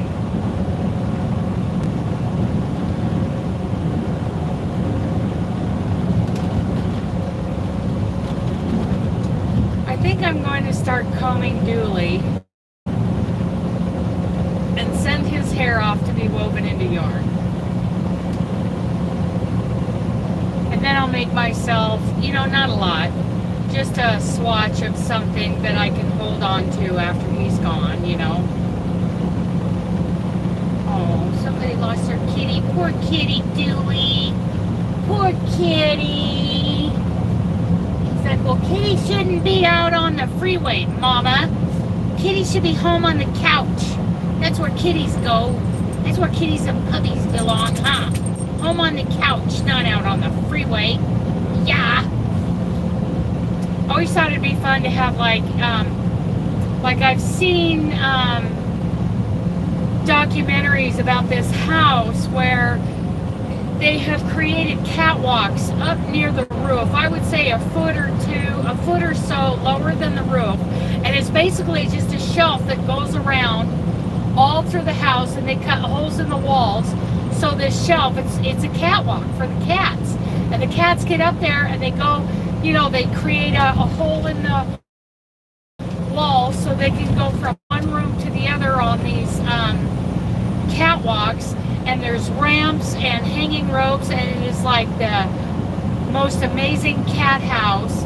And also, they can go outdoors into a huge, like fenced-in area. Yeah, it is so cool. Where it's like a yard, a cat yard, and it's got fencing, like netting, you know, on all sides, including the top of it, so that the cats are safe, and you know, predators can't get to them, but they can go outside and hang around on all the cat trees out there. So cool. I haven't looked that up in many years.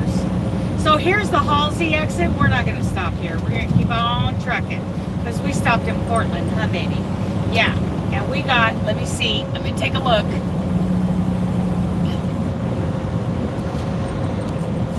We have 100, yeah, get fresh air. We have 118 miles to go to the, this guy's going too slow for me. 118 miles to go to exit 99. So 2 hours south. Yes, I know. Distance warning. Oh, danger, danger. It's another one of those little vehicles. They see a truck with a turn signal on, man, they floor it. Because they got to be there first. Oh, that was good. Something carbonated. That was pretty good, but now it's water for the rest of the day. Gosh, it's only 1:30, 2:30, 3:30. We'll be shut down by 3:30. Maybe I'll go further. Well, no, because I got to save my clock.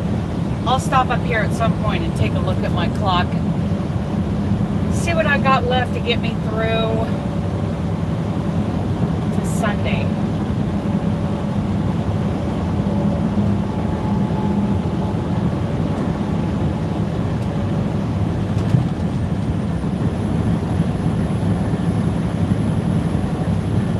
Okay. Getting around those two. There's just some beautiful farms out here, you know. But it's so wet. I just don't like all the wet.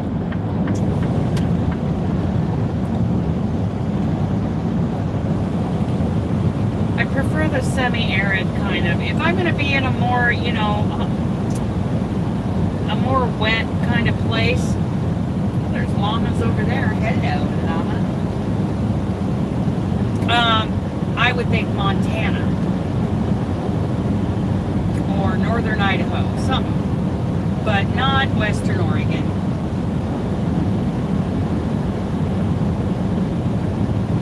I was born and raised in Oregon, but this really isn't where I want to retire. Someone was asking me earlier, I saw the question and I never answered it, if I was going to get to retire soon. No. I spent too many years as a horse trainer, which, you know, didn't earn me any money. And, yeah, I'm going to be paying for that. That's going to come back around to bite me. I'll be lucky to get about a little like $1,000 or $1,100 a month off of my husband's Social Security. Then I've got my 401ks that I need to consolidate and get that stuff growing. Might need my mom's help to get that all consolidated. I got the paperwork, it was covered above my head.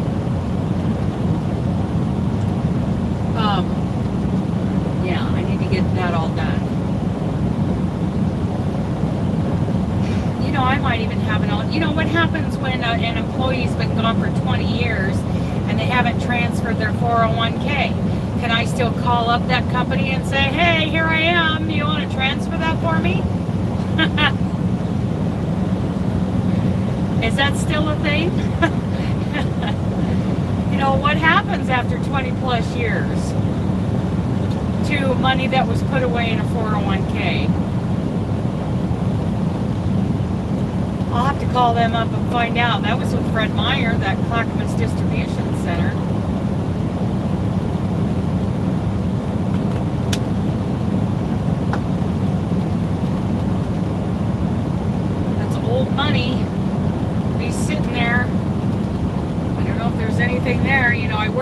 like, I don't know, what, 2 years?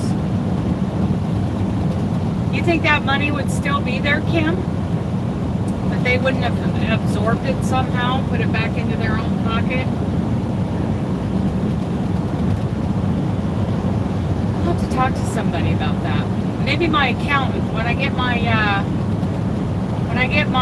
tax, my tax paperwork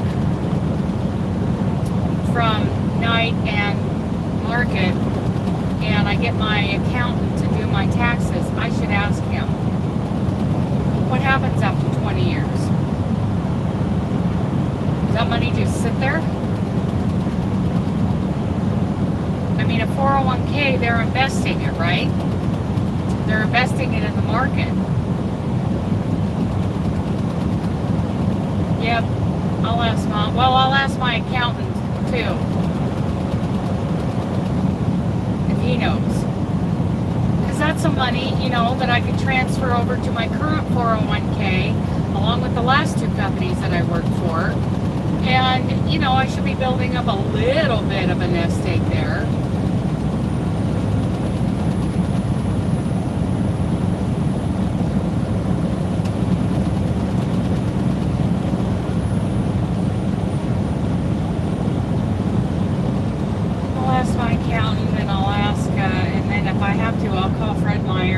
Who handled their 401k investments back then.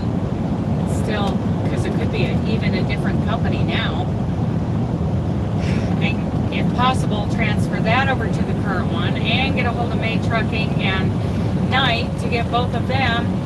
It's like a savings account you can't touch for a while. Yeah, but when you change companies, you're right. That's exactly what it is, and it gets invested for you.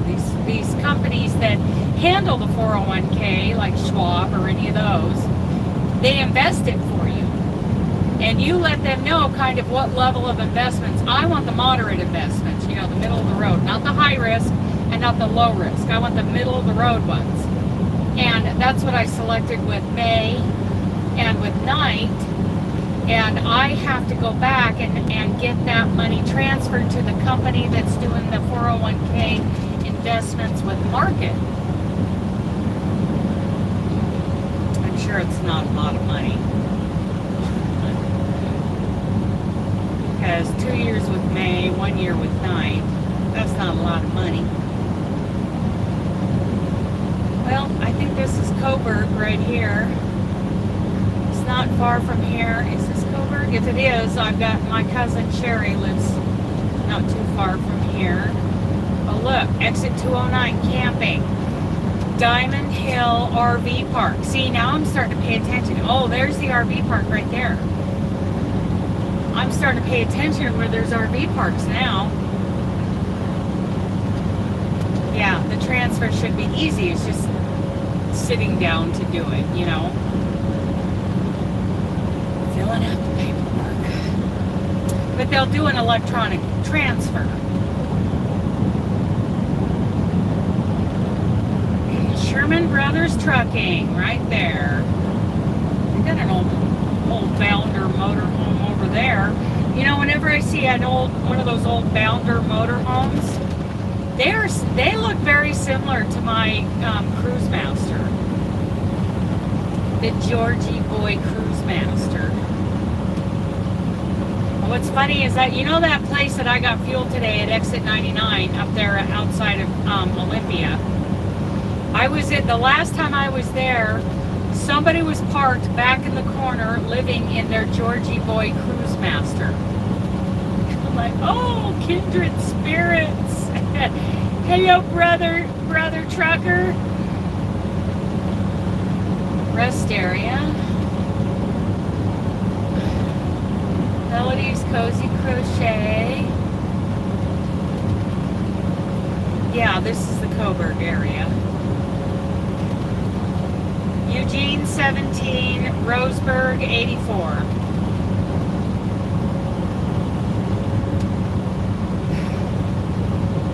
Well, I haven't gone down here in a long time. Normally I don't go any further south than Halsey.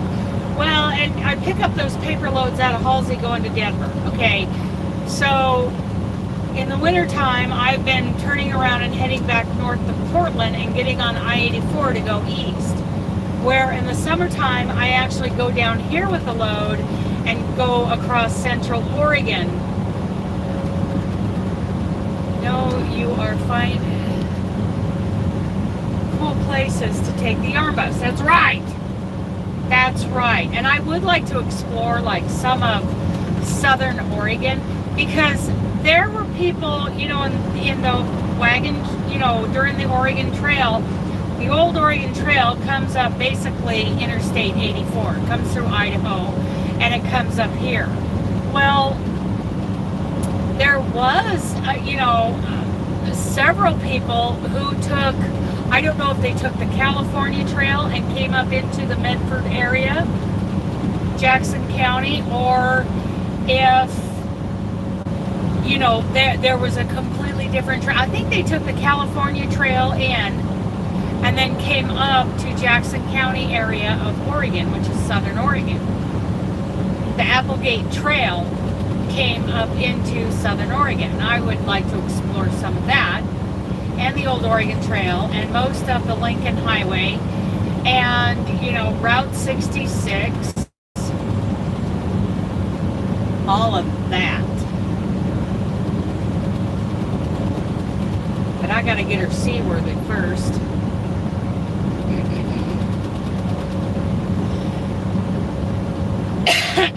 Yes, I love history. And I want to explore all the old trading posts and forts. There's yarn on the hoof. Yarn on the hoof to my right. A whole field of yarn on the hoof. Hello, girls and kids. Oh yeah, look at all that wool. Woo-hoo!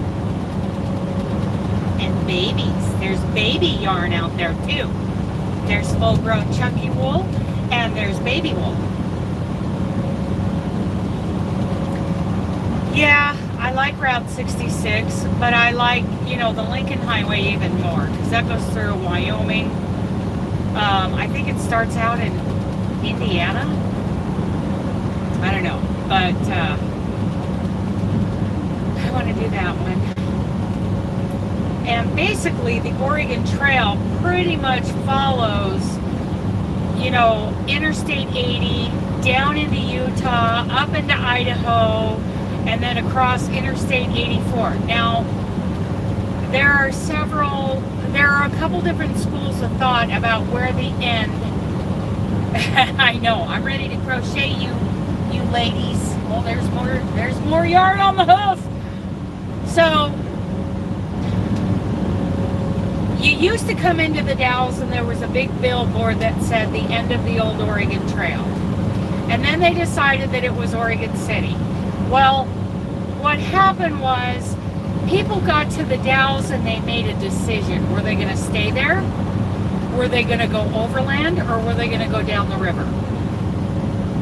If they stayed there, they stayed there. So that was the end of the old Oregon Trail for them. But then there were those who took the old Barlow Road. Well, first you would float down, you know, the river, which was rough. I mean, that was rough, especially like going through Cascade Locks. And then you'd go up the Willamette River and, you know, you'd end up. Are you the only, well, it says there's 13 people in here, but you're the only one talking to me. So anyway, you know, then you go up the Willamette River into the Willamette Valley, and they ended up at Oregon City, where Willamette Falls is. There's a big set of falls. Yeah, well, I mean, you come out east, you hit the Dalles, and you make a decision. Well, then Sam Barlow did a toll road. Okay, Diane. Sam Barlow did a toll road that went over the Cascades, overland, went kind of south. It went west, but a little bit south, so it ended up in the Willamette Valley. And you come down now. Thank you, Jean. So now, if you come down Highway 26 on the west side of Mount Hood, you're basically going down, you know, pretty much the area that the Barlow Road went. there are still parts of the Barlow Road up there on the other side of Mount Hood, and my friends and I used to do a lot of camping up there off the Barlow Road. And there's little markers that, you know, have a symbol on them that show that that was the Barlow Road. So yeah, you know, some people on the Oregon Trail came to the Dalles and decided to float down, and others decided to go overland over the Barlow Road, but you had to pay. It was a toll road. Old Sam Barlow made a little money. He's a money man. He's a businessman. Yeah. But now you can take a lot of that Barlow Road. Oh, it was so much fun going camping up there, and we did a lot of four-wheeling around there, and we just had a good time. Those were good times with my friends. And that's along the White River, and there's a campground up there called White River Campground, and my friend, one of them, Wanda, got a hold of me last year, and she's like, do you know of any other place to go camping? Because we had wildfires up there at White River, you know, along the Barlow Road, and it's closed. And so I suggested 8 Mile Campground up there in Wasco County, where my dad and I used to hunt and spend so many hours out shooting squirrels and four-wheeling, and so they went up there, and apparently they had a really nice time. Where we at? Korean War Veterans Memorial Highway. Oh, we're coming up on Coburg. The other part of Coburg. See those mountains off to the left? These are like the foothills of the Cascades. National Historic District. Okay, I would like to explore some of the history. That would be cool. Yeah, the Applegate Trail is what is down there in Jackson County in southern Oregon, and I would like to look up and see where that trail originated. Probably somewhere off of the California Trail. Marathon. Over here to the right are these big diesel buses. The big buses with slide outs on, like 4 slide. Oh yeah, those are luxury bus motorhomes. Oh yeah.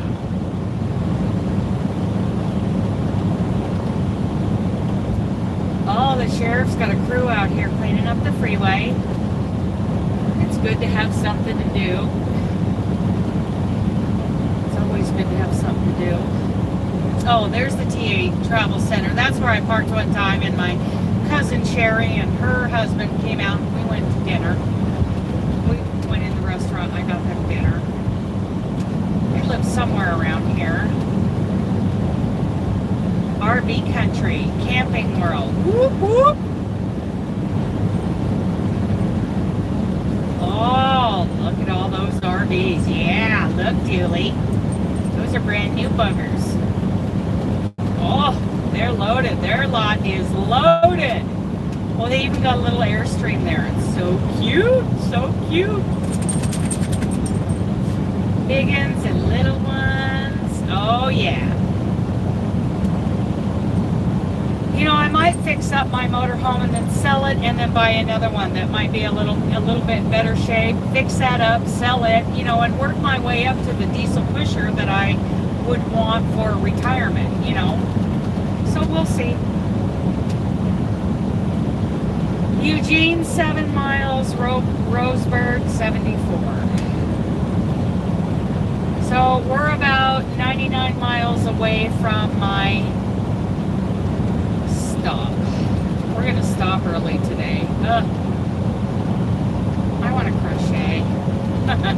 Well, plus I got to go in and get stocked up. Get some more stuff.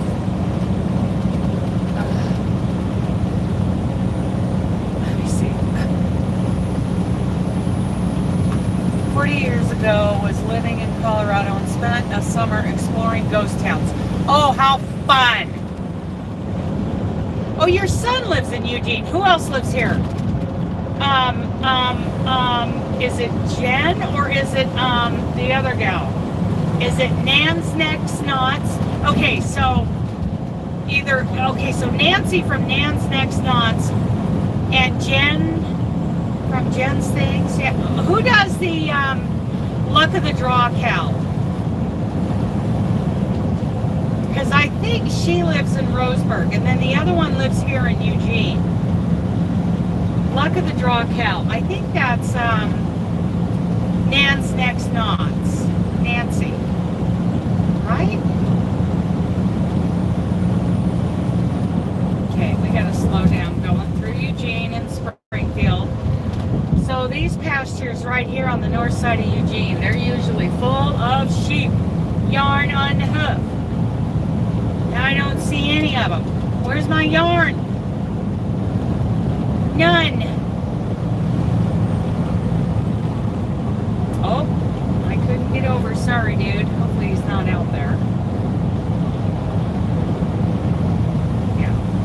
Okay.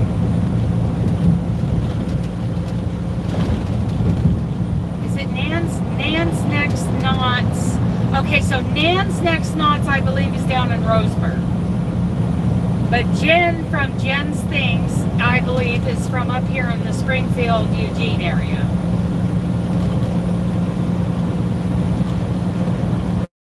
Okay. So your son lives in Eugene. How cool is that? Maybe he wants to come to the Pacific Northwest Yarning Social this fall. Probably not. He probably won't want to. But down here in Grants Pass is where Kelly lives. One of our crochet gals.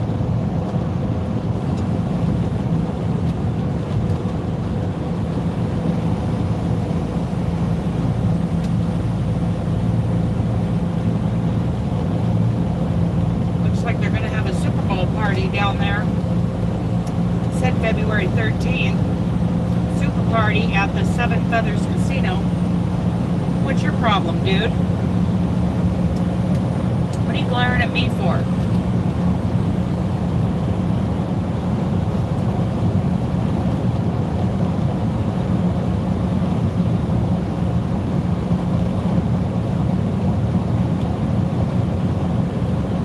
Whatever. I ain't afraid of you.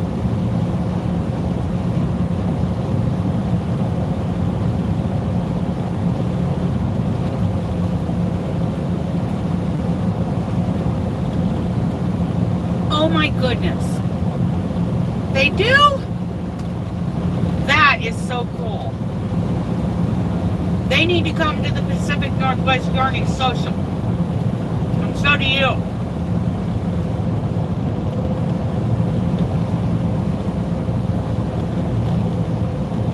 We'll have a good old time.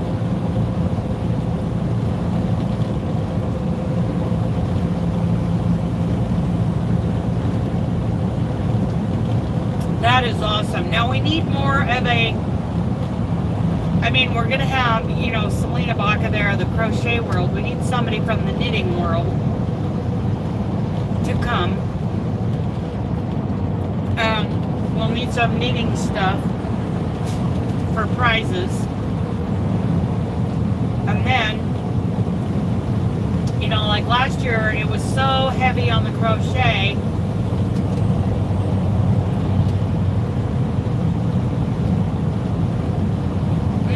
I gotcha. Working towards that retirement. I gotcha. I thought there were sheep out there. There were Canadian geese. See that ambulance right there? I could have really made a home out of that. And you never know, that might still be in my future, but for right now, I got the Arm Bus 1.0.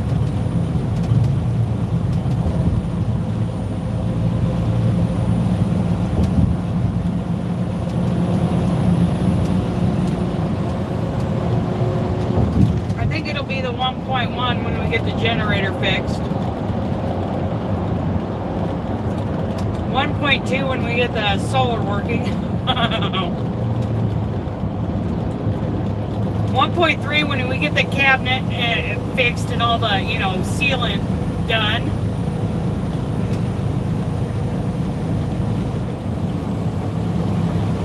Downtown Springfield. 68 miles to Roseburg. Yeah, that's where Nan's... No, I haven't heard anything. He's working during the week, so on the weekends, I should call her or call him. He's like, how long do I have to work on it? And I'm like, oh, a couple of weeks. 1.11 when the tires are replaced, yes! I told him a couple of weeks. I didn't tell him it was going to be like 3.5, 4 weeks, because I don't give him that much time, Because I want him to think I'm headed home.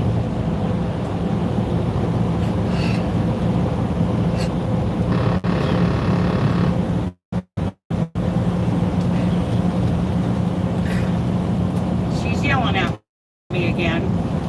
Come on over, flatbed, you got it. I take it easy through here because the speed limit does drop down car. It's interesting. I've learned that, those big old oversized loads, there are different laws in different states. And some states you are required every time to have a pilot car in the front and one in the back. Other states you just need your permits. Other states you've got a specific route plus so many pilot cars. You have to take certain exits and then right back on because the overpass is too low, and it's quite a deal. And I could drive those loads, but it's all the other stuff that I, don't have any experience doing. The strapping down, the planning of the route to make sure we're pulled over, like in Wyoming, you got to be pulled over and parked before it's dark. And you can't run again until it's daylight. Of course, I kind of do that anyway. So many things to learn to do a heavy haul. My friend Daryl used to do heavy haul, and he says it's really hard. And those chains that you use to chain things down are super heavy. So that would be a tough thing for me to do.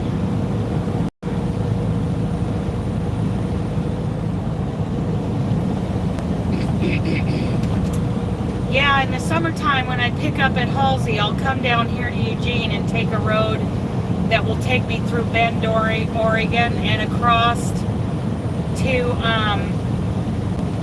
Eastern Oregon, into Ontario, Oregon, and then over into Idaho.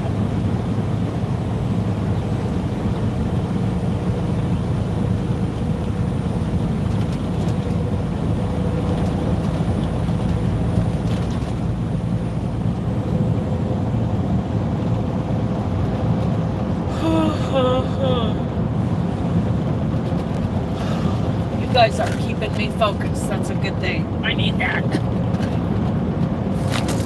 Oops. There goes one of my pairs of... Oh, logging chains, huh? I don't know. That's not my thing.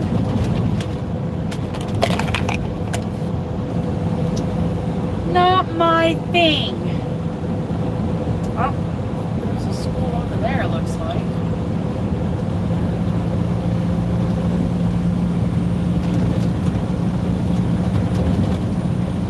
Okay, 89 more miles. A little under an hour and a half. We can do it. See, that says California Trail and Applegate Trail on that sign. No, I've drank all the coffee I'm going to drink today. Plus an energy drink, a sugar-free energy drink.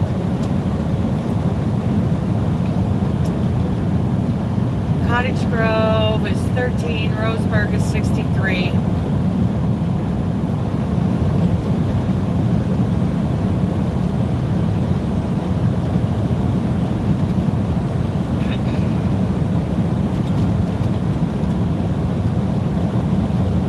so beautiful in there. You guys will see.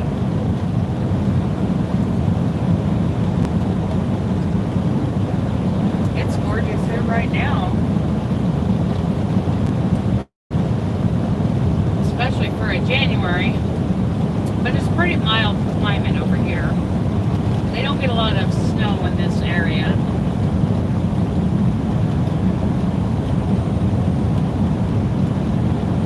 Not compared to like Eastern Oregon.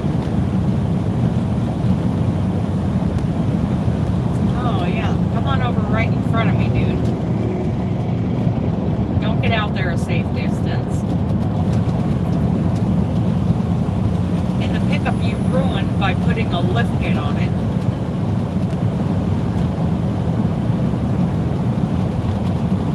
You know they're compensating for something when they do that.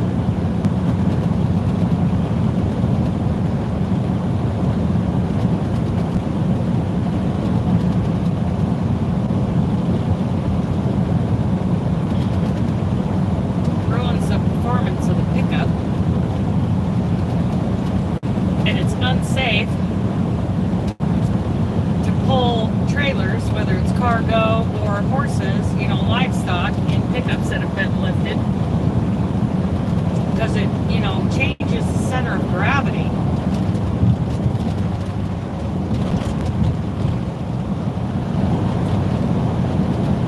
And whatever's in your trailer, cargo, if cargo shifts or, you know, the livestock moves, you have more of a potential for a rollover, even with a 1-inch lift. It's all vanity to lift a truck.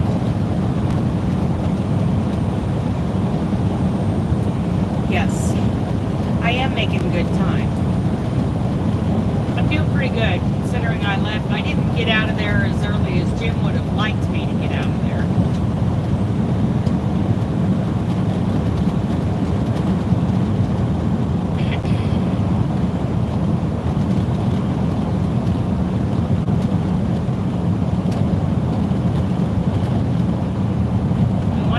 Stopped at the casino, well, in the truck parking there at Canyonville, I'm going to take another look before we do our post trip, because I don't think, oh, what's this? What are we talking about here?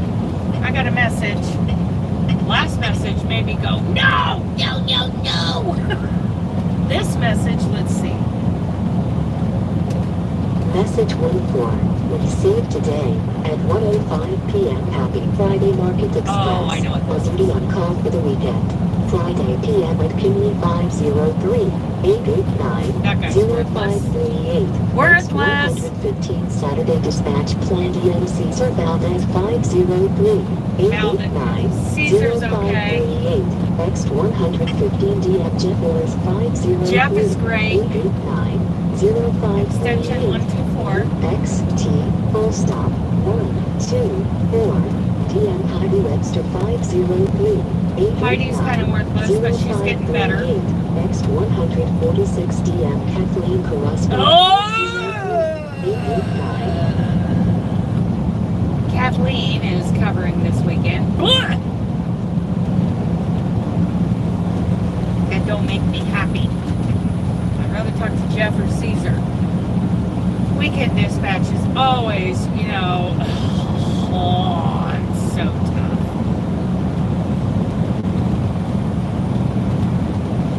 So I'm going to get fuel at Central Point tomorrow. I'm not going to get fuel.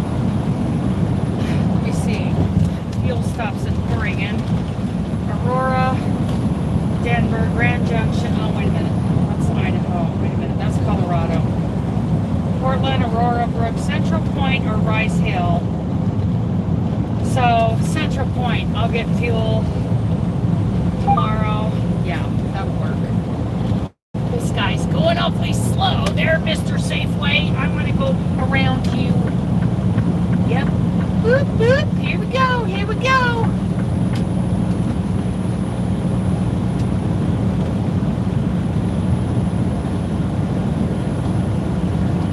Yeah, I'll get fuel in Central Point tomorrow.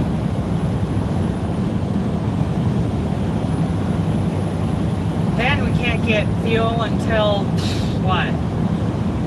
Well, Lodi, but I don't know if Lodi is Lodi north of Sacramento? Yeah. Our weekend dispatch is terrible. Is Lodi, California north of Sacramento? Because I can get fuel in Lodi. Or, you know, in Sacramento, it's the 49ers truck stop, and that's, I don't know that I want to go out to the 49ers. I would rather go to Lodi.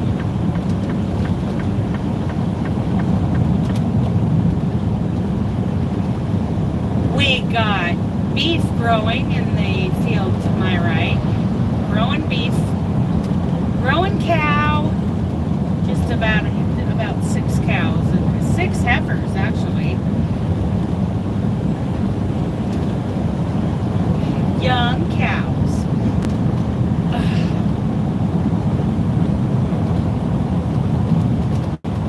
Oh, I'm getting kind of sleepy. Oh yeah, my steak and my pork ribs are up in the dash, over on the passenger side, up against the windshield. Hopefully they're getting thawed out. Coast Fork, Willamette River. It's a really small fork of the Willamette, even though it's kind of flooded.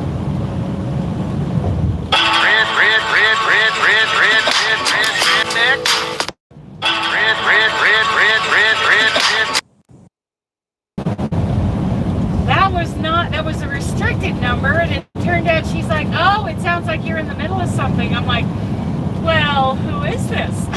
Well, it's Ruthie. Really? Ruthie who?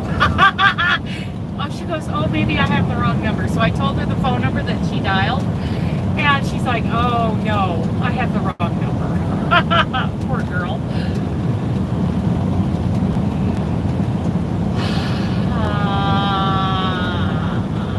Gettings Creek. Huh. Wonder how swollen that creek is. Can't see it. Can't see it.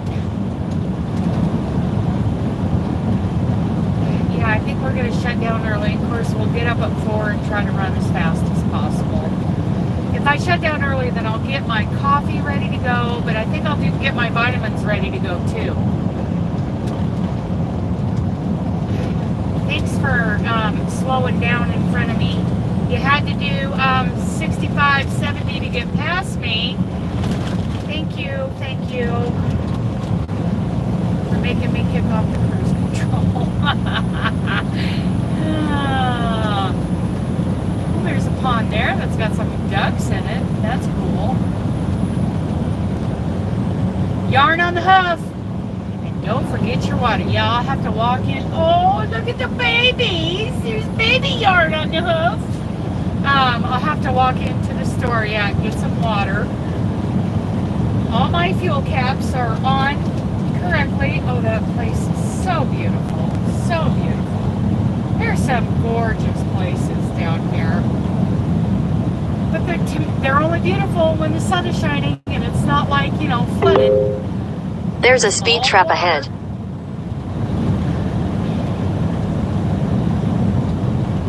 I would rather have a harsher winter than deal with all the water. And you know what? I get some people would rather have a milder winter and, you know, deal with the water. Okay, you got plenty of room, Subaru. Plenty of room. You think it's south of Sacramento? Okay. So I'll have to get fuel at the 49ers truck stop in Sacramento.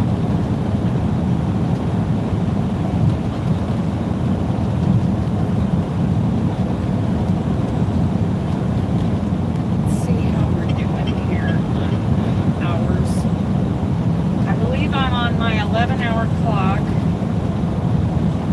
And I have 4 hours and 25 minutes left on it. So 11, 10, 9, 8. I want to leave 3 hours, so an hour and a half down the road. Yeah, That'll help me with my 70.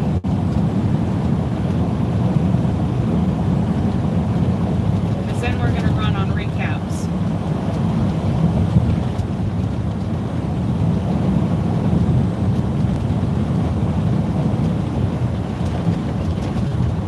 It's a golf course right there. Middlefield Golf Course. My goodness, there's a guy combing the golf cart path. Oh, Dutch Brothers, Dooley. Dooley likes Dutch Brothers. And I like Dutch Brothers. I wonder if that's something I can get into. I'll take a look here and see. You know, so maybe next time I can pull it. Because I could really use a triple shot right now. But we don't have that much further to go. We've got about an hour to go. I don't see the Dutch Brothers. Oh, well, there's a truck stop right there. Huh. Wonder if it's close to the Dutch Brothers. I could park at the truck stop and walk over to the coffee. Ooh.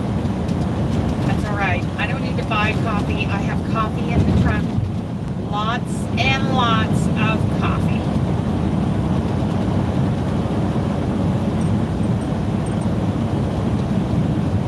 One of these days I'd like to make a little database of hidey holes. Okay, so a hidey hole, okay, so we have an app called Trucker Path that shows all kinds of truck parking places, truck stops, and, you know, pullouts that are specifically for truck parking, McDonald's that allow truck parking, you know, restaurants, all of that kind of stuff that, you know, where you can park your truck. Okay. But there are many little secret spots that are not on there. And I would like to make a database that's organized like by state and by highway and freeway, and then by mile marker, where all the hidey holes are. The hidey holes are, you know, like I said, there are very limited number of people actually know you can park a truck there. Like, there's a place I can park overnight down there in Compton, California, in a light industrial area. I can park there all day, but you can park there at night. You're in Sacramento tomorrow night getting loaded. Okay.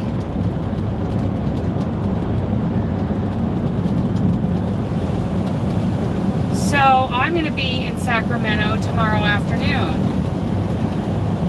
Dropping this trailer, grabbing it empty, and I may go park, probably at the 49ers, or I may go get loaded.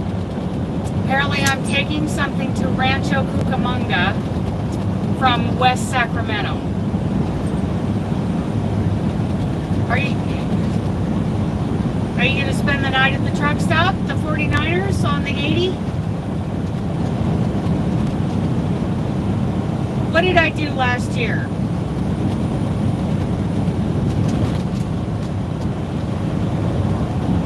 I started to list a couple of spots just on a, like a document on my phone of a few spots. I, you know, kind of got a list started of some places along the 15 in Southern California, but I never started a database. And I would like to start a database. Is that what you're talking about, Kim?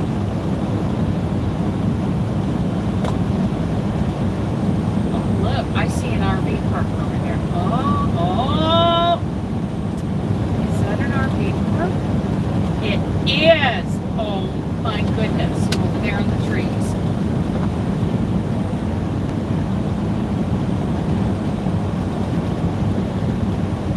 What did I do last year? I've already forgotten what I was saying. No, I'm delivering in Reno, then going to Sacramento, and then getting as far back to Utah as I can. Yeah, gotcha. Oh, that was geocaching. No, hidey holes. When I say hidey holes, I mean places that not very many people know about where I can park overnight. Where I'm not going to get harassed by the police or locals or other truck drivers, where it's quiet and it's a place I can, get off the truck and take Dooley for his walkie. He likes going for walkies. Yes, he does. He's looking at me. Oh yeah, that was geocaching. And I deleted the app. Oh look, yarn on the hoof! Yarn on the hoof. And that yarn is ready to be dyed. Washed and combed.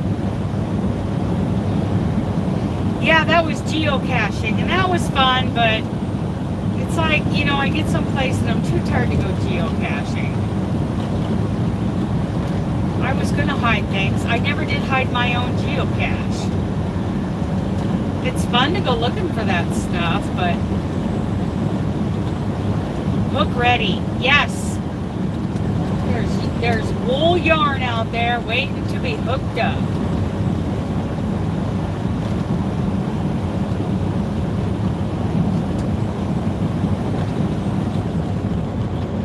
Oh, there's a beautiful house over there to the right. That's a beautiful piece of property over there. There's some pretty places out here. They even have their own pond. Pretty. I might lose you guys going through these hills. We'll see. We'll see.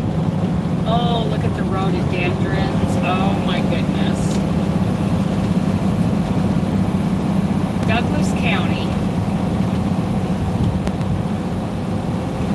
We are 69 miles away. Oh, I gotta get over. There's a trailer on its side over there. Or a motorhome.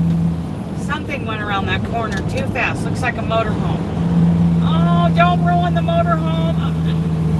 Yep, it's a trailer. It's an RV trailer. They went around that corner too fast.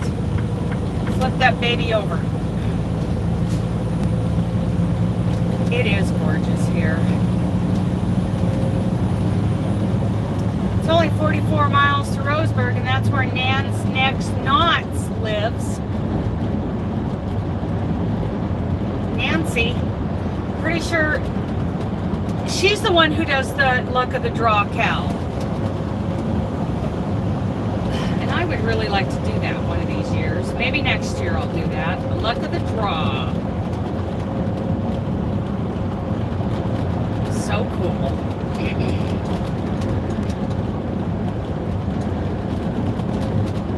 Hey, loser! Loser! What is my loser friend Laura doing here? New luck of the draw starts February 3rd. Yeah, and she lives down here in Roseburg. I'm going to be going by there waving at her today. Loser, loser. So happy to see my loser. I'm going to have time. I'm actually going to have time to crochet today, loser. I might even do it on Zoom. I might have a Zoom this afternoon. Wave high for me too. I will. I will. Yeah, and then Jen from Jen's Thing, she lives up there at Eugene, Springfield. I don't think I got them mixed up. I know one lives in Roseburg and one lives up there in Springfield, Eugene area.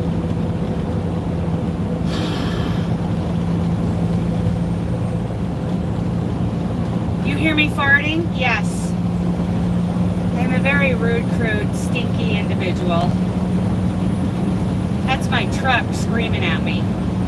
She's telling me to knock it off. And I just tell her to shut up. So, Laura, the international LT that I was driving before this one, she's sitting empty in Denver.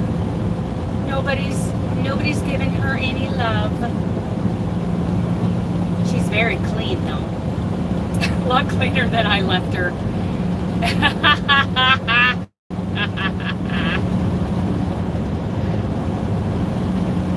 I would so like to do the luck of the draw, Cal. Mimi's got so much. Next year. I want to do it next year. She's so cool. Maybe she can come see us in the Dalles this fall. What happened to Mimi? You just ditched me. I did. You know why? Because you had no air conditioning. And Dooley will not live with that. And it was like on back order for weeks and weeks at a time. So they put me in this brand new Freightliner Cascadia. It's like the Cadillac of truck driving these days. But I was very sad to see Mad Mimi sitting there, all empty, all lonely. I gave her a little pat. I patted her on the butt. Just made her day. 64 miles and we are done.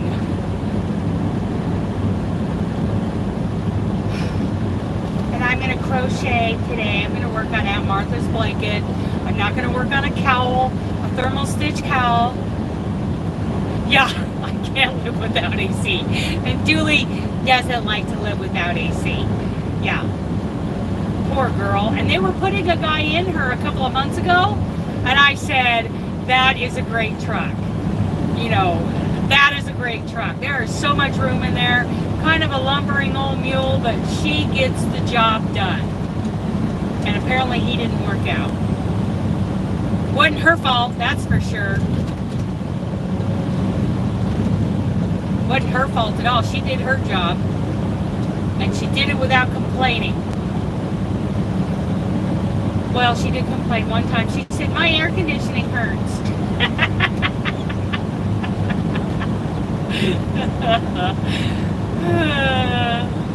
But that was it. That's the only time she complained. I might lose you guys going up this hill. Too bad you can't get on my back and ride me anymore and pull your hair. And pull your hair.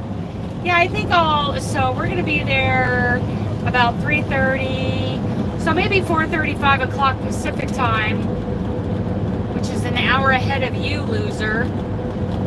We'll Zoom and crochet. Zoom and crochet. Or knit. Or whatever. Or gossip. Pull it. Pull my hair! It's pretty through here, but cell service is spotty, so it could be an issue with my live stream. It's an issue every time I get a phone call, that's for sure. Or make a phone call to scream at somebody. We're getting over into the slow lane. Slow ride. This is my slow ride. It's not as slow as my last Freightliner was governed at 61 miles an hour. This one's governed at 70. You go, boy. Yeah, it's really pretty here when the sun shines. It's not so pretty here when it's pouring down rain. I have an EMG today for my neck injury, so I might not be able... Okay, I gotcha. I want you to go have that done first before you do any crocheting, Missy. Get it done. Oh, my neck feels pinched. The second one, trying to see if there's a difference to see if it's gotten worse. Yeah, get it figured out and get it fixed. Salt Springs Road. Man, this place is pretty when the sun is shining. The problem is the sun doesn't shine here very much. So we are very blessed today to have all this bright sunny greenery. Who else? Kelly.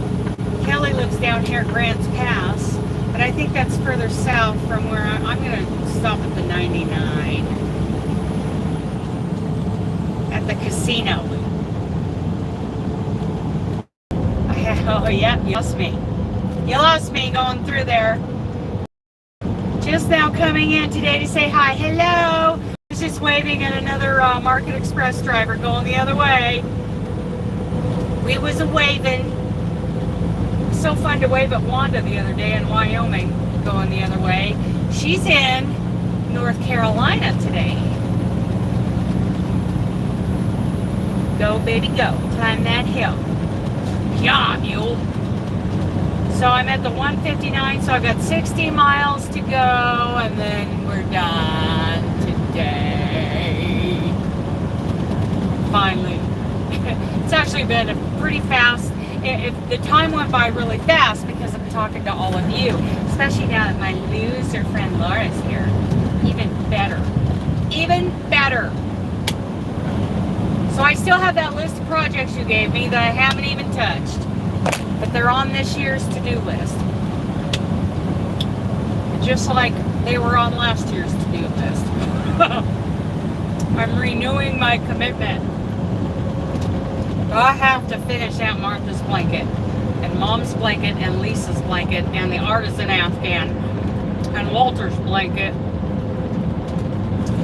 I got a list of 10 projects for this year. And the thermal stitch cowl I started working on the other night in Zoom is not on that list. So no getting distracted tonight by other patterns. Oh, there's those mosaic ones that she sent me. Oh! I might make Mom a mosaic blanket. We'll see. We'll see what they look like. See if I can get some pretty colors. Make me want to work with those. I'm thinking about making a thermal stitch, very soft acrylic queen size bedspread for my bed. Using an I or a J hook. It'll be heavy because I made a queen size once using Red Heart. That was such a nice heavy soft blanket. Even though it was Red Heart, it was so nice. Maybe one of these days in all my spare time I'll start that blanket. But I got to get the rest of my list done, my 2022 list. So Laura, have you heard about our weight loss plan for this year? For the next 2 years, 22 and 23? It's called 50 Gone by 2024. So I decided I need to lose 50 pounds.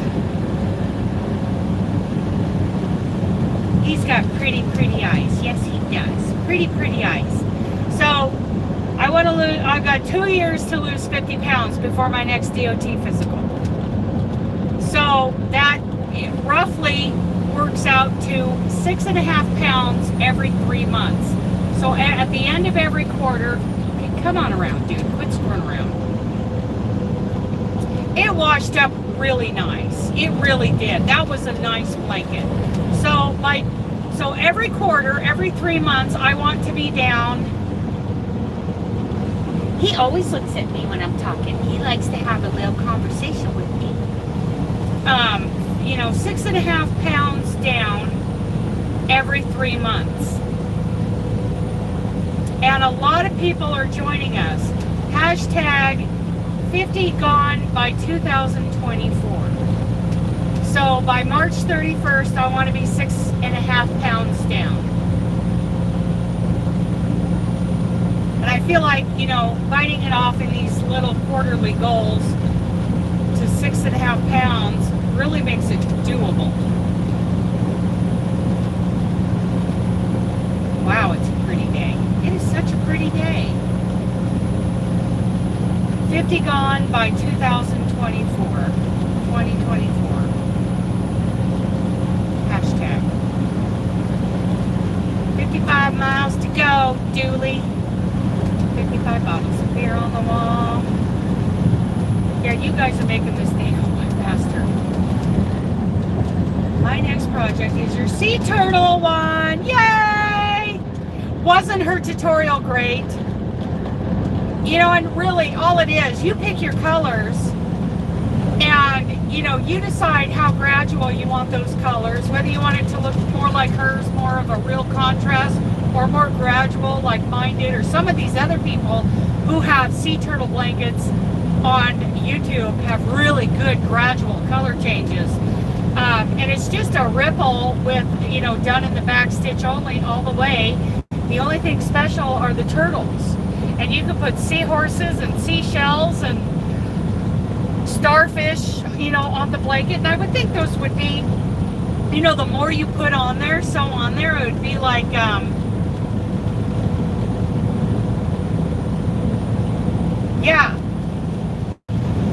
Yeah, Crystal, the yarny chicken and crazy cat lady did a tutorial on the Turtle Beach blanket. And, you know, there are lots of those different versions on YouTube. But I think it'd be great to put more on there than just the sea turtles. The sea turtles are great. That's the only thing that's really, you know, kind of unique is how those are done. But, you know, you could find a starfish, a seashell, a seahorse, of, you know, anything you want to put on there. And I would think for a child, you know, those are like sensory things that they can play with. Mermaids. You see, a little mermaid would be cool to put on there. That would be cool, with kind of a curve in her tail. Yeah. And up on the beach, what could you have up on the beach? You could have shells. You could have a crab. And the seahorse could go out in the, you know, ocean part of it. So many things. Oh, a silver dollar. And the starfish, I had the starfish, where did I put, I don't remember. I had a starfish on there, and I just found that pattern somewhere on the internet, probably Ravelry or something. Etsy, maybe, I don't know, but I found a starfish. You could put all kinds of things to put on there. I will, Deborah. Yes. I will be very careful. I've got 53 miles to go for the day, and then I'm going to walk my poopster dog. Then I'm going to walk down to the convenience store and get some. Well, I might drive down to that lower parking lot and walk dually, and then I can just walk over just a short ways to the convenience store, get everything I need, all the water I need, put it all on the truck, and then I can drive back up to the upper parking lot.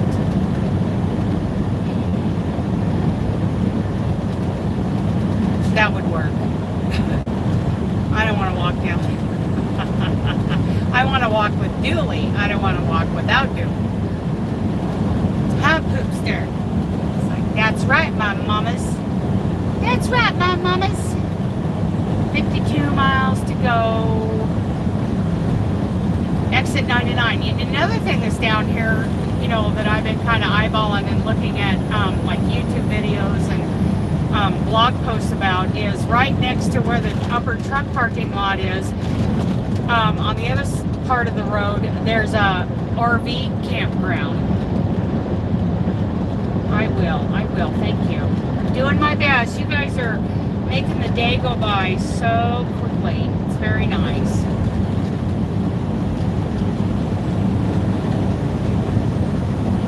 Eagle Valley Road. Up here a little ways will be Rice Hill. Flying J at Rice Hill, but I'm not going to get fuel there. I'm going to get fuel in Central Point tomorrow and head on over into California. I haven't been down here in months and months and months.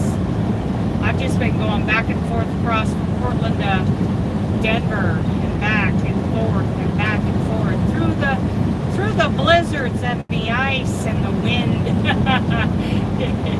It's been kind of rough.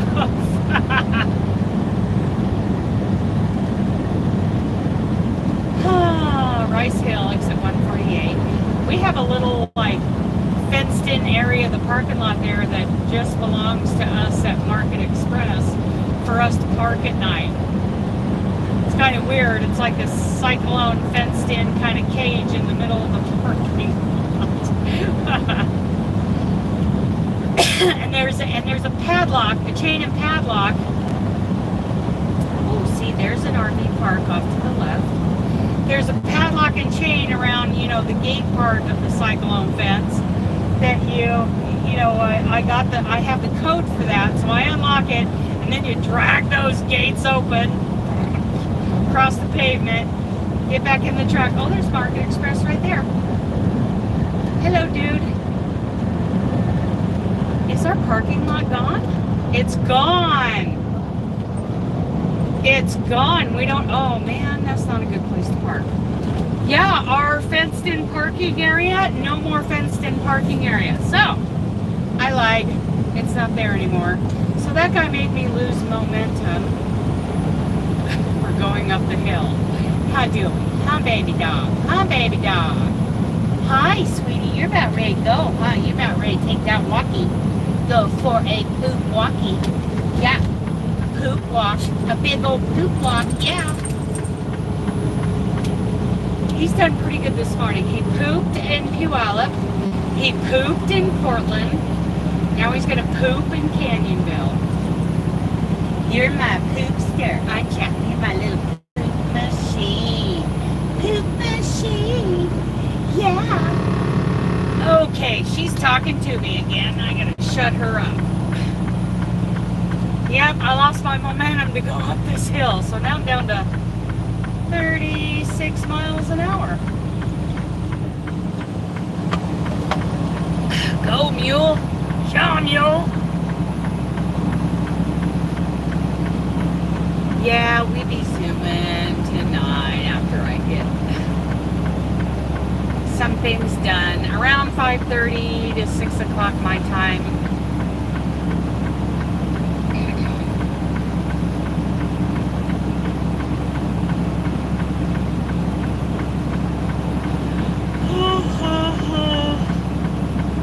I'm sleepy. I've had two big Yeti cups of coffee. A big, 20-ounce sugar-free energy drink. Having my vitamins. About 20 minutes I gotta take another handful of vitamins. That'll help me. Unmuffled engine braking prohibited. Well, I have a muffled engine brake, but even if I didn't, I could still be Jake braking. Jake brakes save lives. I ignore those.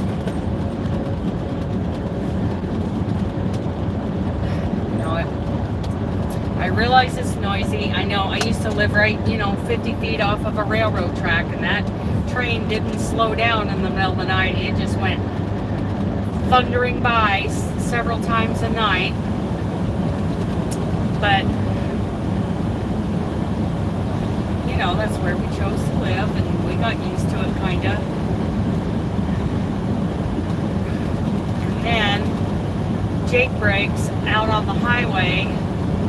I know it's loud, I know it's annoying, but Jake brakes save lives. They keep that truck from ending up in your living room.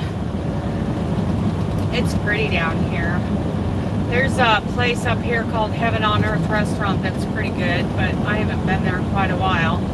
My favorite Pollard Flat place, they're not only closed, but they got barriers up to keep trucks from parking there now. So, 117 miles to Medford. For those of you who know Medford, well, we're not going there. We're going to Canyonville, exit 99, Seven Feathers Casino, and truck stop. And Billy's gonna poop while we're there, just so you know.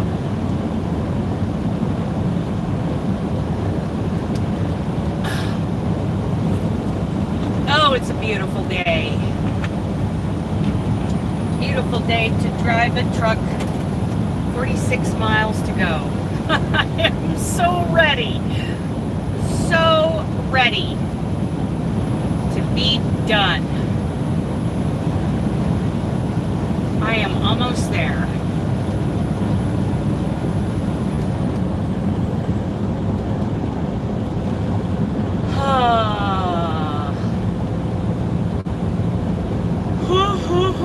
We might do some buffering again around some of these curves, especially climbing up the other side of this little valley. Because I think we're almost to Roseburg. Where Nancy from Nan's Next Knots and the Luck of the Draw Crochet Along is headquartered. That's the headquarters. The headquarters of the Luck of the Draw Crochet Along. Now I need a little AC. Let's get that going. Getting a little more. Yeah, going on up and over this hill, and I should be coming down into Roseburg. We'll be waving at Nancy. Ugh, my hair is falling out, Laura, in clumps.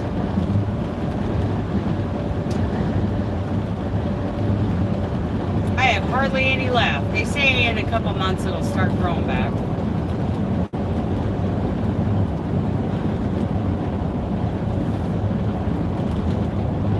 My hair has always been fine, but not thin.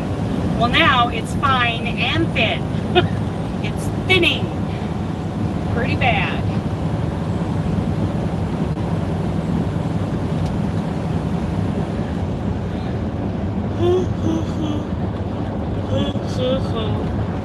Mom is getting sleepy. And then when I get parked and get all set up and feed the dog and ready to get in my pajamas and start crocheting and zooming, then I'm going to be wide awake. But I'm only going to do that for about an hour, maybe, because we're going to bed early. We are going to do it.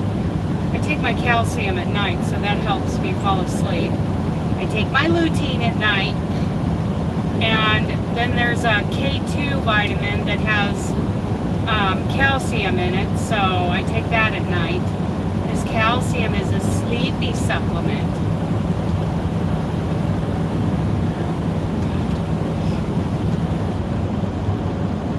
Here we go now, getting some. When taking a cholesterol med, don't forget to go to the store for food and water. That's right, we will. So what I'm going to do is, I'm going to park in the lower parking lot, do the post trip, take the puppy for the poopies, put him back in the truck, go in, get the water and whatever I might find in there that I could use.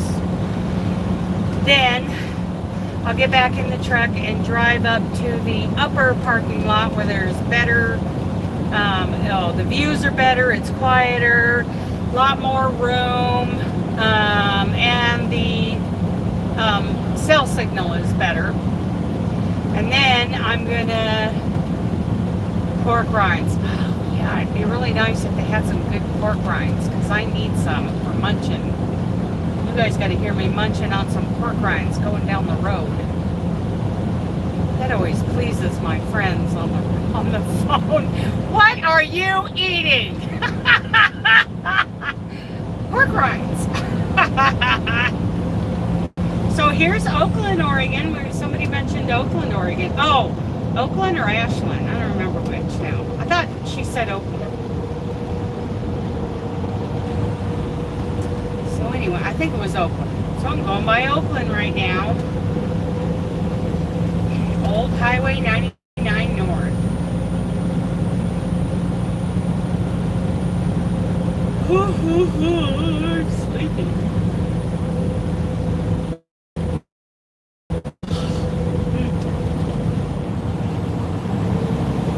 Oh, that AC. Good. Yeah, I might lose you guys going up over this hill, but then I'll drop down into Roseburg. Oh, this place is just so beautiful when the sun actually shines, which is not very often. So yeah, there might be a fire in California, Kim. It's just not right on I-5, and it could be blowing some of this smoke up here. Because there's like smoke, like I said, I could see that up north. And now that I'm in Southern Oregon, I'm seeing it again. So yeah, there could be a fire down in California somewhere that is pushing some smoke up here. Okay, we're gonna take a run at this hill. Here we go. Going to get a run to start. Go girl, come on mule. Come on mule.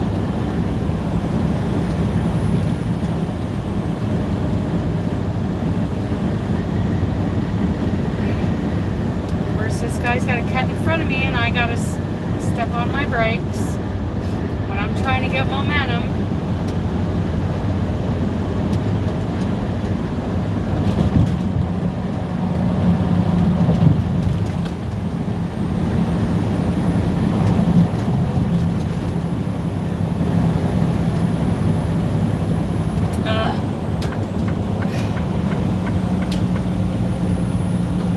Oh, there's a truck coming. Good. Okay. There we go. There's some ponies out in that field. 2 ponies. Looking kind of miserable.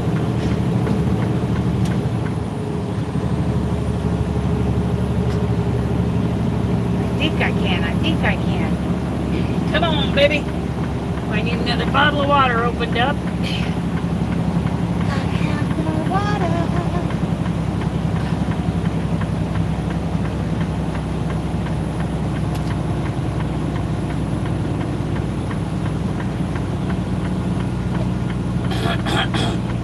Good water. I like that Smart water. They say it's real bad? Yeah. It wouldn't surprise me. California's always on fire. Especially now that they're not managing their water the right way. They think they are, but they're not.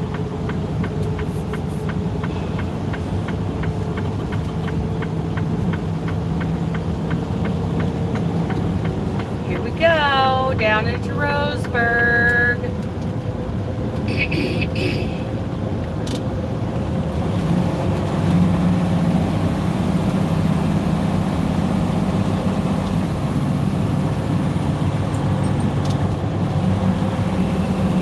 They have the Douglas County Fair down here.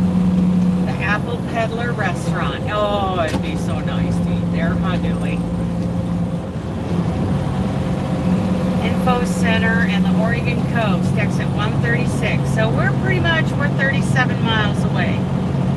Oh, there's a Dutch Brothers Dewey. What do you think of that, mister? It's like, I could go for a puppuccino, my mamas. I could go for one. I know, I could go for a sugar-free breve with an extra shot. But we are gonna sleep tonight.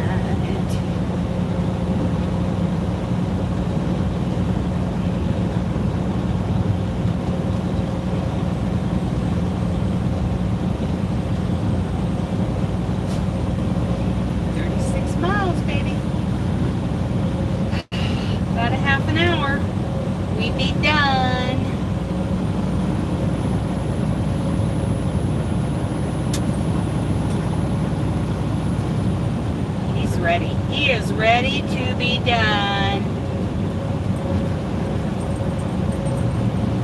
Aren't you? You're ready to be done, aren't you, sweet baby? Well, you got a goober in your eyeball. Just get rid of that. Get rid of your goober face. Goober face. Yeah. Sweet baby goober face. What do you... we were really so.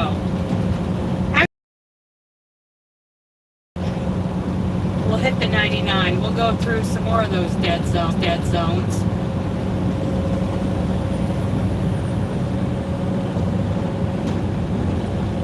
Come on, Pete, you can do it.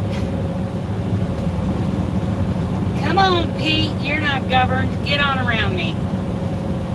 You can do it.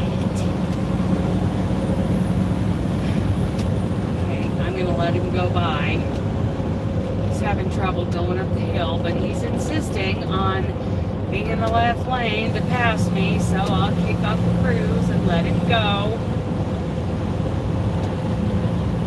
He's waving and waving. That's a pretty pretty Peterbilt. Pretty truck, dude. It's pretty nice. Oh, but he ripped a hole in that trailer. Oh my goodness. Up there on the side in the front. You can flash him over. You hit something, Bubba. Or somebody did pulling that trailer. Oh, that pickup bed is full of meat. They just left the butcher. And they filled up the bed of their pickup with all that meat. Oh, all that butcher wrap meat.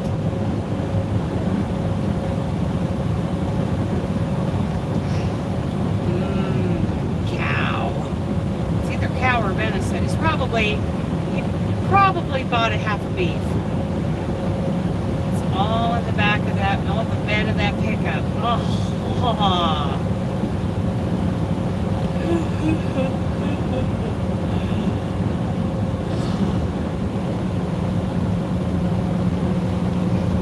And then about 13 miles south of where I'm going to stop tonight is that Heaven on Earth restaurant. Wish we had a little bit of time and money to spend there, but we don't have any money. We're on a money diet too. It's part of the reason I got all that meat in the freezer. I gotta see if I can get some of those chicken thighs out of the bottom. They're just frozen to the bottom of the freezer. Try to wedge some of those out of there. Maybe I should have left that door open a little bit so that I could kind of thaw it out a little bit while I was driving. Maybe I'll do that tomorrow. And that way when I get to Sacramento, I'll see if I can get some of those chicken thighs out of there. Put something underneath them, maybe paper towels, something to keep them from sticking to the bottom of the freezer. Because I don't have a rack to put down there. A rack would be perfect. Sutherland, Oregon. I bet there's some history here. That hillside is on fire.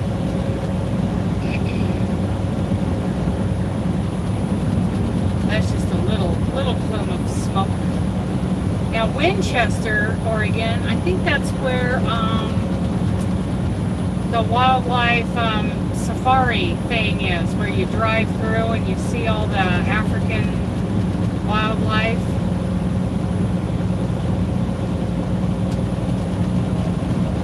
Well, that is advertising the West Coast Game Park. So maybe they've renamed it. It used to be the Wildlife Safari, where you drove through Game Park, Highway 101 in Bandon, Oregon. See, I don't know if that's different from what the safari or if they've renamed it.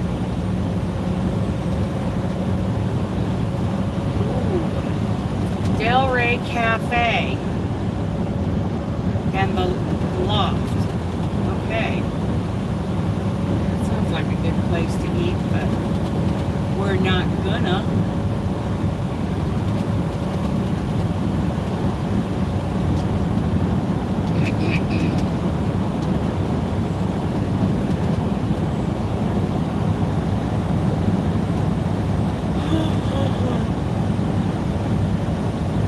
Delray Cafe, I don't see it. I delivered here once, a while back. Del Rio Road.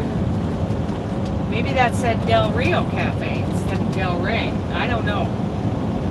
But I didn't see it.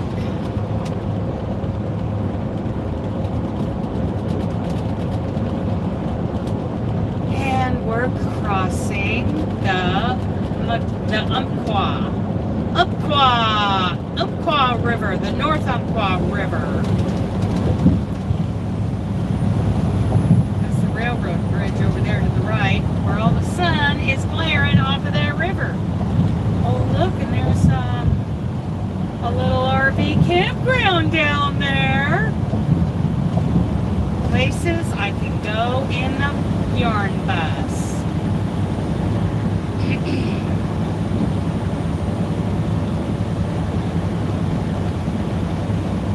Grants Pass is 74 miles. That's where Kelly lives. She's subscribed to all of us. She's a sweet gal. Sweet gal. Okay, Roseburg next. 3 exits.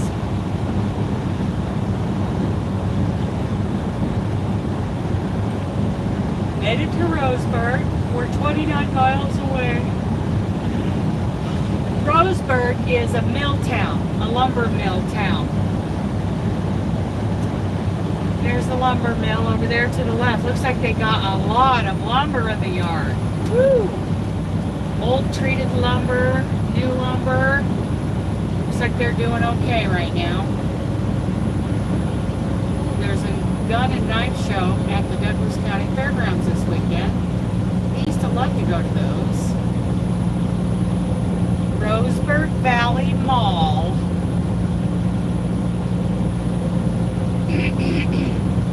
Something about my throat that's bugging me today. Sorry about that. Keep drinking water. We're going to slow down going through Roseburg. I'm going to take my next handful of vitamins here because it's almost 3 o'clock. 10 o'clock and 3 o'clock.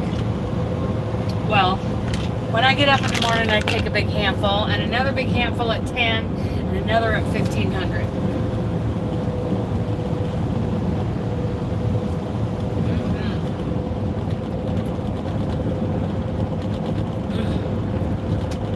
Driving truck and popping pills.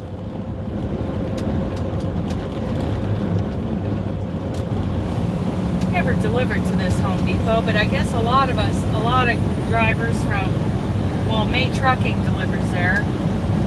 Yep, there's a May trailer right there in the dock.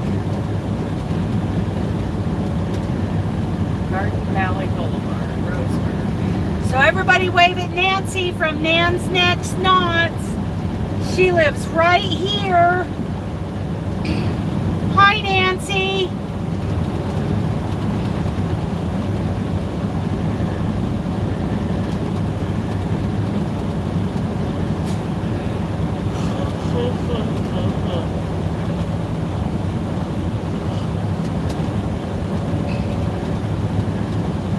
Hello, Nancy. We're waving at ya. Garden Valley Shopping Center.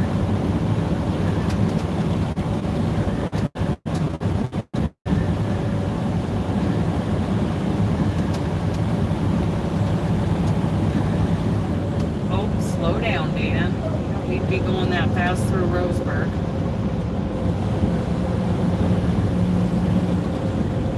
This is a 55-mile-an-hour zone for big rigs. Slow down, crazy mama.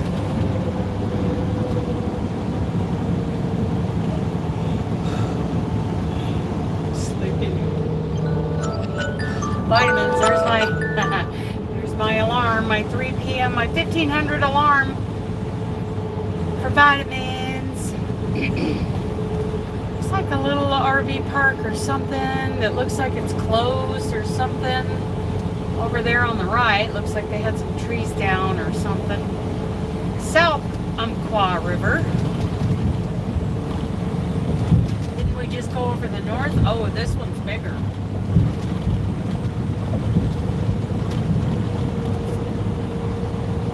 Yeah, it needs defrosted.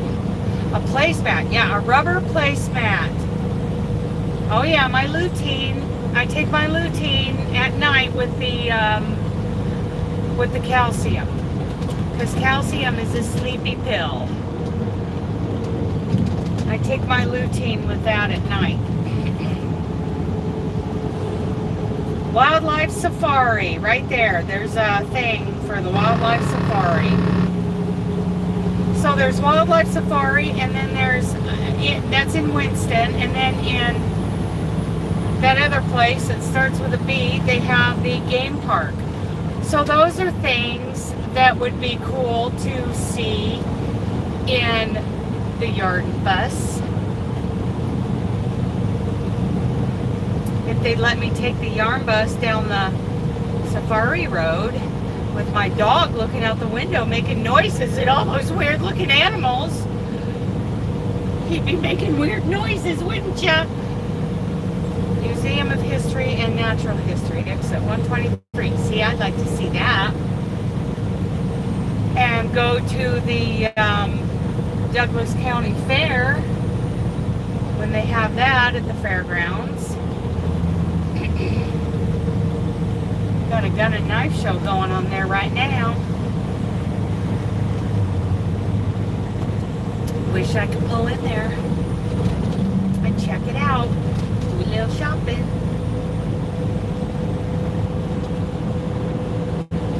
Here's the fairgrounds right there.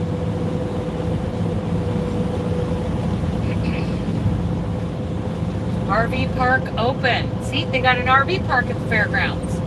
Whoop whoop. And there's the museum. See, there's places here to explore. I'm going to make my truck shut up again. She's going to shut up. Hi, handsome puppy. Yeah, you're ready to be there, huh? We're almost there, about 20 minutes. 20 minutes, baby. I promise, I promise. As soon as I do my post trip, you'll be going for a poop walk. Yeah. Oh, the river's up and kind of flooded all those little islands.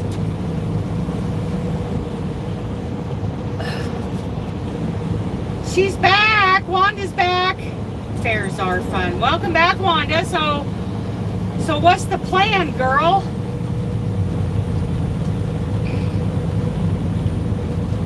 Change of plans. That's the last we heard from you.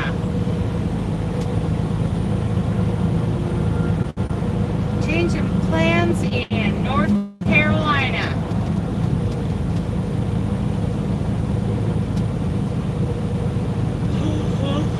Come on over, Bubba.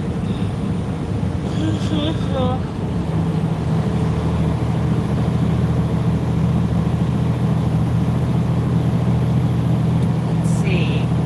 21 miles. Shady Oaks Motel. I don't think I want to stay at a Shady Oaks Motel. Don't think so. Don't think so, Tim.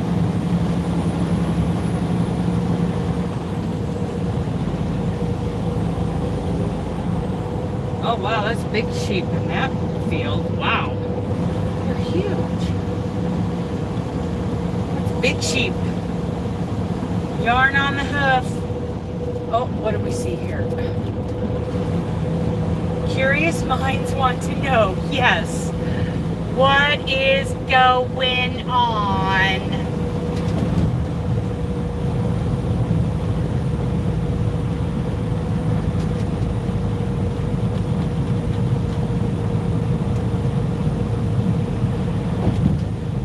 I think that's...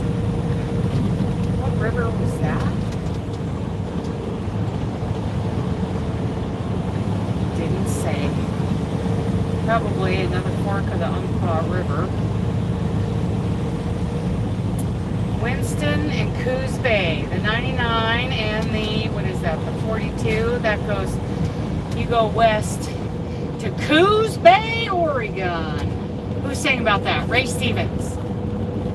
Wildlife Safari. They call us Giraffic Park. This exit. See, we gotta go there in the yarn bus, do we? And see the giraffes. Yeah, wouldn't that be fun, Mr. Pretty Brown Eyes? Okay, let me see. Hook ready. Yep. Sorry, headed to Carlsbad, California. We'll take my 34 somewhere around Texas or New Mexico. Gotcha! Gotcha! Go, girl, go! Hammer down! There's the Loves. I've been there once or twice. I think I got fuel there. I think I got some fuel there once or twice with Knight. Not with this company. My next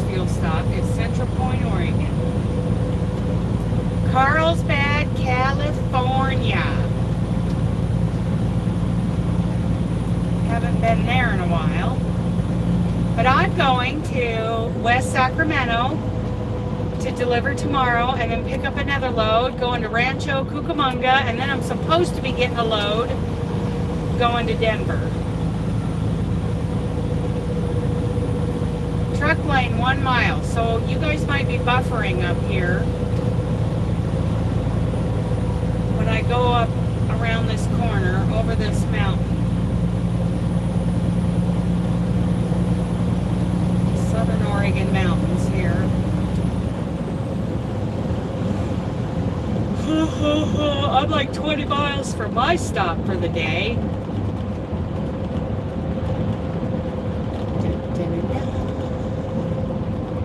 So I got Friday. So I still got Saturday and Sunday to work my clock.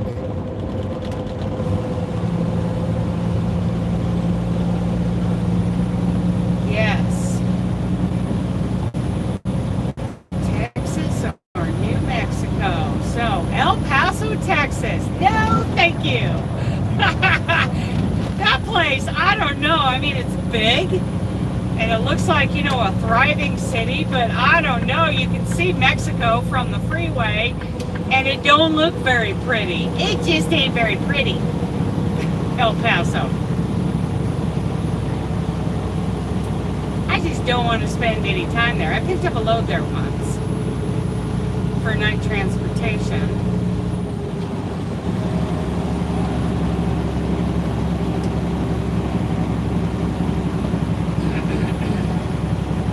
Here we go now. Oh wow, they did get this turned into a 3-lane. This was all construction in a 1-lane. The last time I went through here. I think I can. Come on, mule. Yeah. You can do it. She got to shift. She got to catch her breath. Here we go. Now we're... No, I didn't like it there.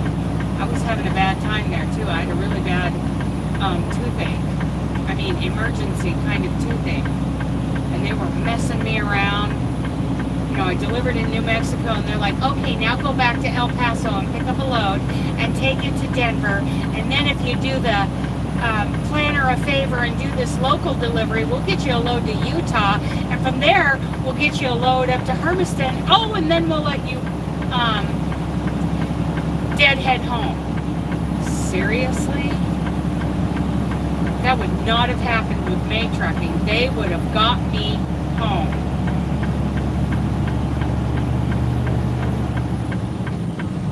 Are you from El Paso? I'm not a fan. It's not very, I don't know what it is. It just doesn't, yeah, I'm not a fan. I mean, I don't hate it, but no, wouldn't want to spend a lot of time there. Oh, yes, Shannon. He was something else. You know, I still talk to him once in a while, though. I talked to him on Christmas. He was spending the day with his parents. And, okay, so that was at night transportation, and Jesse was the operations manager of the whole terminal. And now he's vice president of operations at night. And then the safety guy, the head of safety, was Marty at night transportation, and now he's with Market Express doing something with the hub loads. Oh, with border crossing. Oh, yeah. So Marty's here, and then, you know, I think somebody said Marty might be talking to Shannon to see if we can get him to come be a DM at Market Express, which would be great, but don't put me on his board. Please no. Please no. Angus Easy Ranch. They're having a bull sale here pretty soon, according to that sign.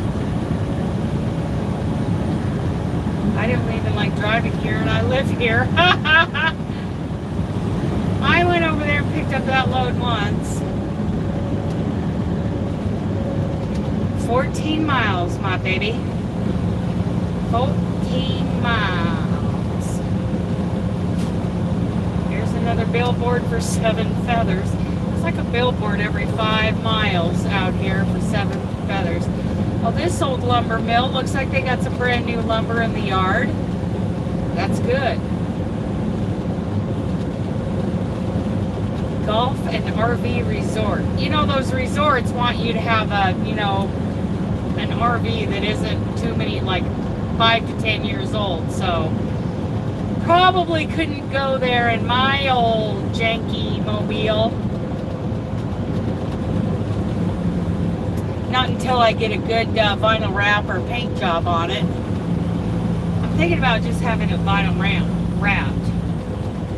And that should make it pretty, pretty, pretty. Rather than redoing the paint. There's another truck. There's a speed trap ahead. There's a speed trap ahead. Is that what she said? What did you say, girl? Yep, there's another truck driving school right there.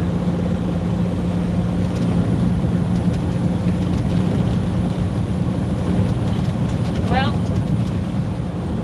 see you next time, Nance. Nancy from Nan's Next Knots. Do any of you do the Luck of the Draw Cow? Because I really want to do it. Speed trap ahead. I thought that's what she said. I didn't really hear her. I need to turn this off.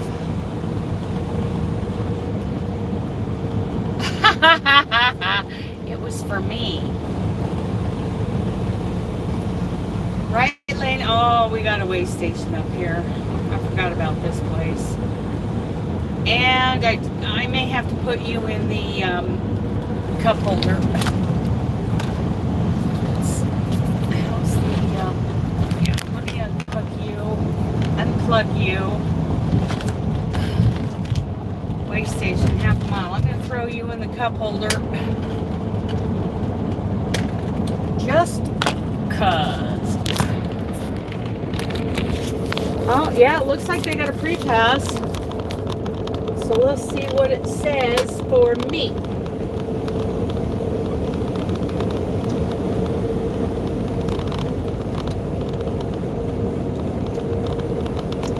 RVers West. There's another RV park. Oh, it's closed. Ha ha ha ha, it's closed.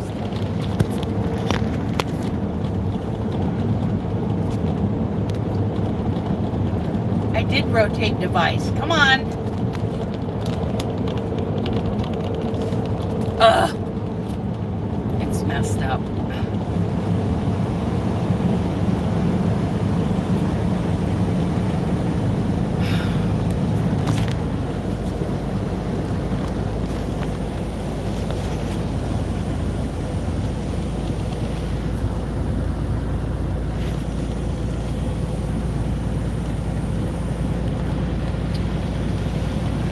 Can you guys see the road right now? Yep, duct tape. It's just kind of messed up right now.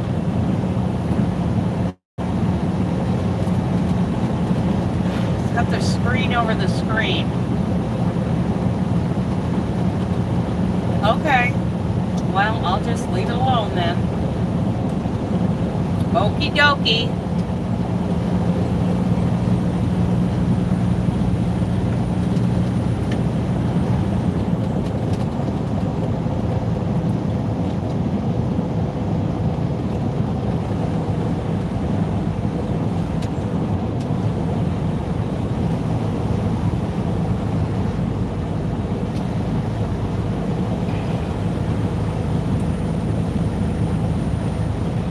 Another spot that's going to be kind of spotty as far as service goes.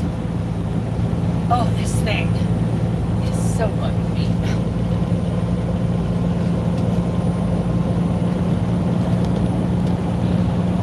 There.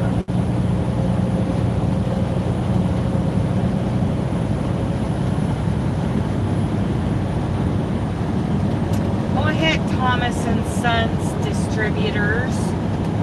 I used to see them at the Springfield alcohol distribution center there. They just did a bunch of beer and wine in their warehouse. You know, room temperature kind of stuff. Yeah, we're going to go through a spotty area here as far as reception goes, cell service. I never know how much it has meant to me to spend these last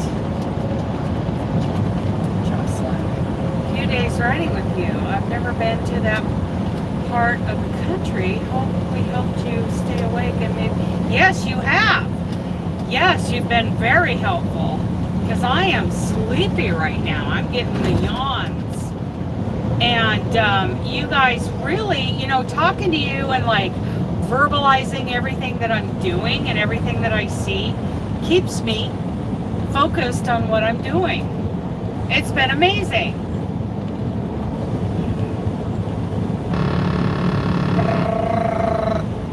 Shush. Quit trying to boss me around there, Rhoda. Missy. Okay, we have to really slow down through these curves. They're 50, 45 mile an hour curves. Oh, this one is a 45. So yeah, slow we go. Slow ride. See? Oh, my speed is 42 miles an hour and that big sign told me to slow down. I don't think so. No, because the speed limit around this corner. Good. I'm glad you guys have enjoyed this. Because I have enjoyed this. I'm not going to do it, but maybe next week. Woo! Lots of sunshine there. 9 miles, kids. 9 miles. Ooh, ooh, ooh.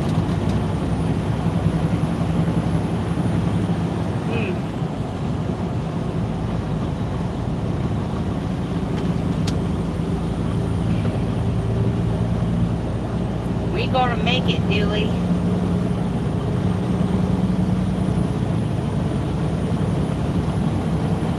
He's a super trucker right there. Super trucker.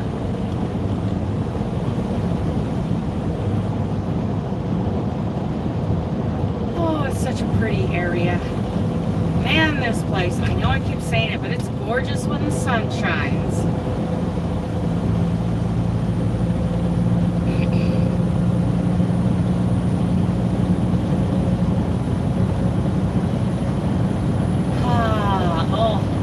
Actually an Abby's Pizza Parlor here. We had an Abby's in Oregon City, and it was around, I don't even, it might still be there. I mean, it was around forever, and it was the best pizza in town. True old-fashioned, you know, pizza parlor.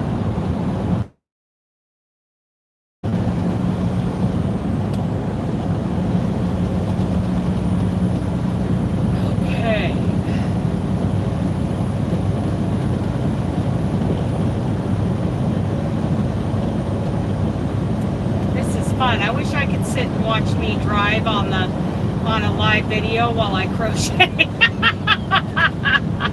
I want to crochet. Yeah. I can't see. Okay, what is going on here? This thing is messed up and I can't see. He is such a good boy. Abby's Pizza, yes. Yes.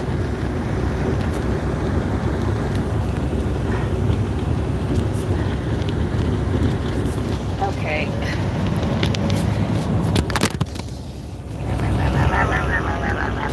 Here we go. Here we go. Getting in a fight. It's all messed up. The screen is all messed up and I can't. Okay, let me see something. Yep, it's up.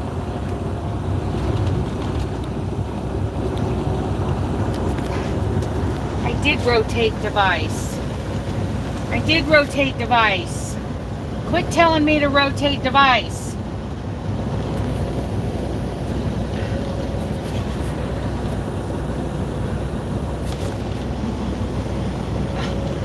Oh my goodness.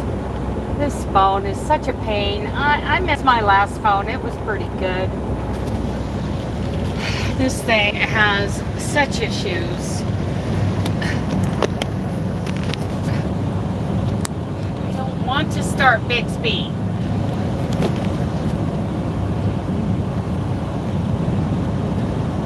Yeah, I like Abby's Pizza. That was a long time ago. There's a big old lumber mill here too, lumber yard. There's the Winco Distribution Center right here.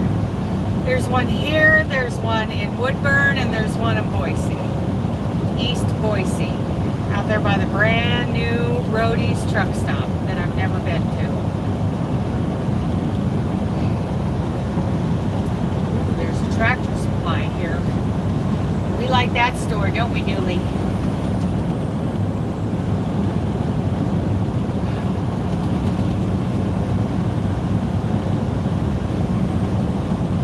Yeah, my screen is all kind of shaded and it says rotate device. Whatever. Whatever.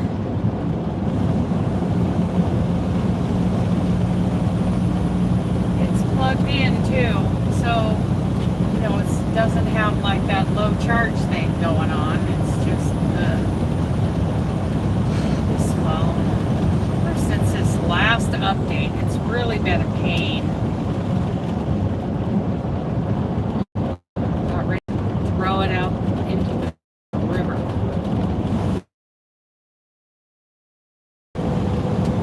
Can you guys hear me?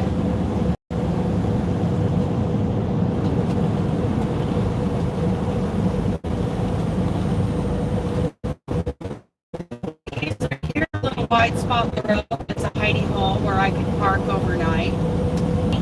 Fixed itself. Are you guys still buffering? I got no chat. I got no chat. Wait a second.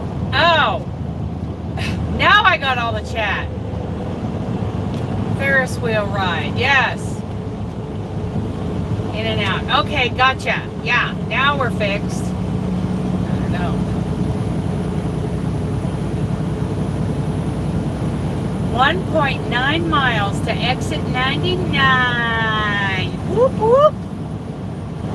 We gonna do it, Dooley. We gonna give you a poop walk, and then I'm gonna go buy some water. There's a Love's coming out of Denver going towards Nebraska on the 176, yes.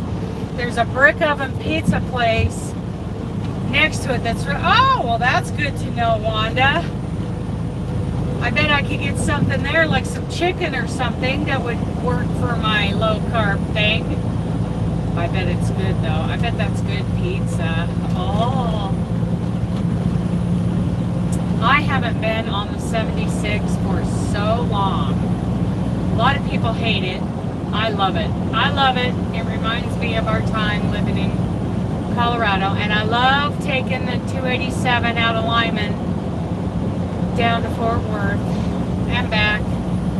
Okay, up around this corner is our exit. Whoop, whoop. Yes, baby. Yes, baby. Here we are. Here we are, coming up on our exit. Hang on. Don't fall over, Mr. Clumsy. Oh, yeah. See, the casino is over there on the northbound side of the freeway. I don't go over there.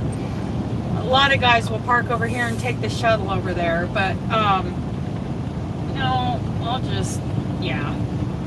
I go over here. Now, there's an RV resort, like I was saying. Up here, there's an upper truck parking, and then there's a lower truck parking down by the truck stop. But if you kept going, there would be a RV resort just past where the truck parking is. So that pickup pulling that little RV camp trailer is either going to the rest area up here to the right, or it's going forward straight into that. Oh, there's lots of parking. Oh my goodness. Yeah, if you go to the right, you go to the rest stop. If you go straight, you go to the Seven Feathers RV Resort. Yeah, that's where he went. But if you turn left, truck and travel customer parking.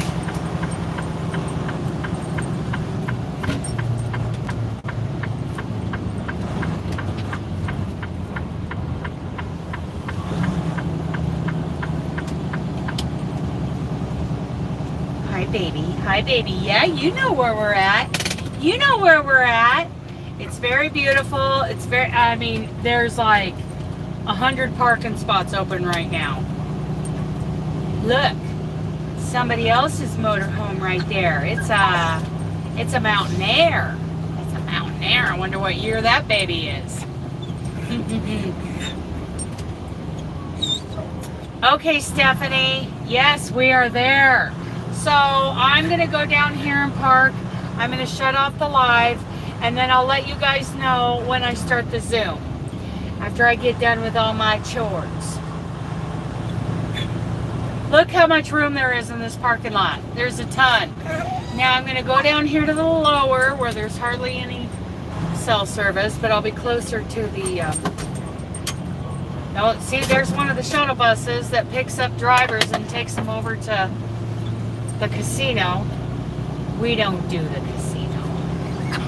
That's not a thing for us. That ain't real. Hang on, my baby. We're going to park right over here and go over there, and you're going to go potties. Yes, just hang on, Mr. Man. Don't get so excited. That's garbage. It needs to go in the garbage can. Okay. We're going to pull up here. And then I'll be right here by the building, and I don't have to carry those jugs of water so far. Then when we're all done, I'll head back up the hill. Oh, man, that is a very purple truck. Very purple Freightliner. Huh. Hang on, baby dog. Hang on, baby dog. We'll be right over there where that grass is for you to do your poopies. For you to do the poopies. He's got to do the poopies. Okay. Pull up just a little bit more. Okay, pretty purple. Yeah, hopefully, you know, most of you guys can join me for Zoom crochet time. If not, you know, I'll see you guys next week when I do it live. Yeah, I know. He's very excited. Very excited. Okay. All right. Catch you guys later. Bye-bye.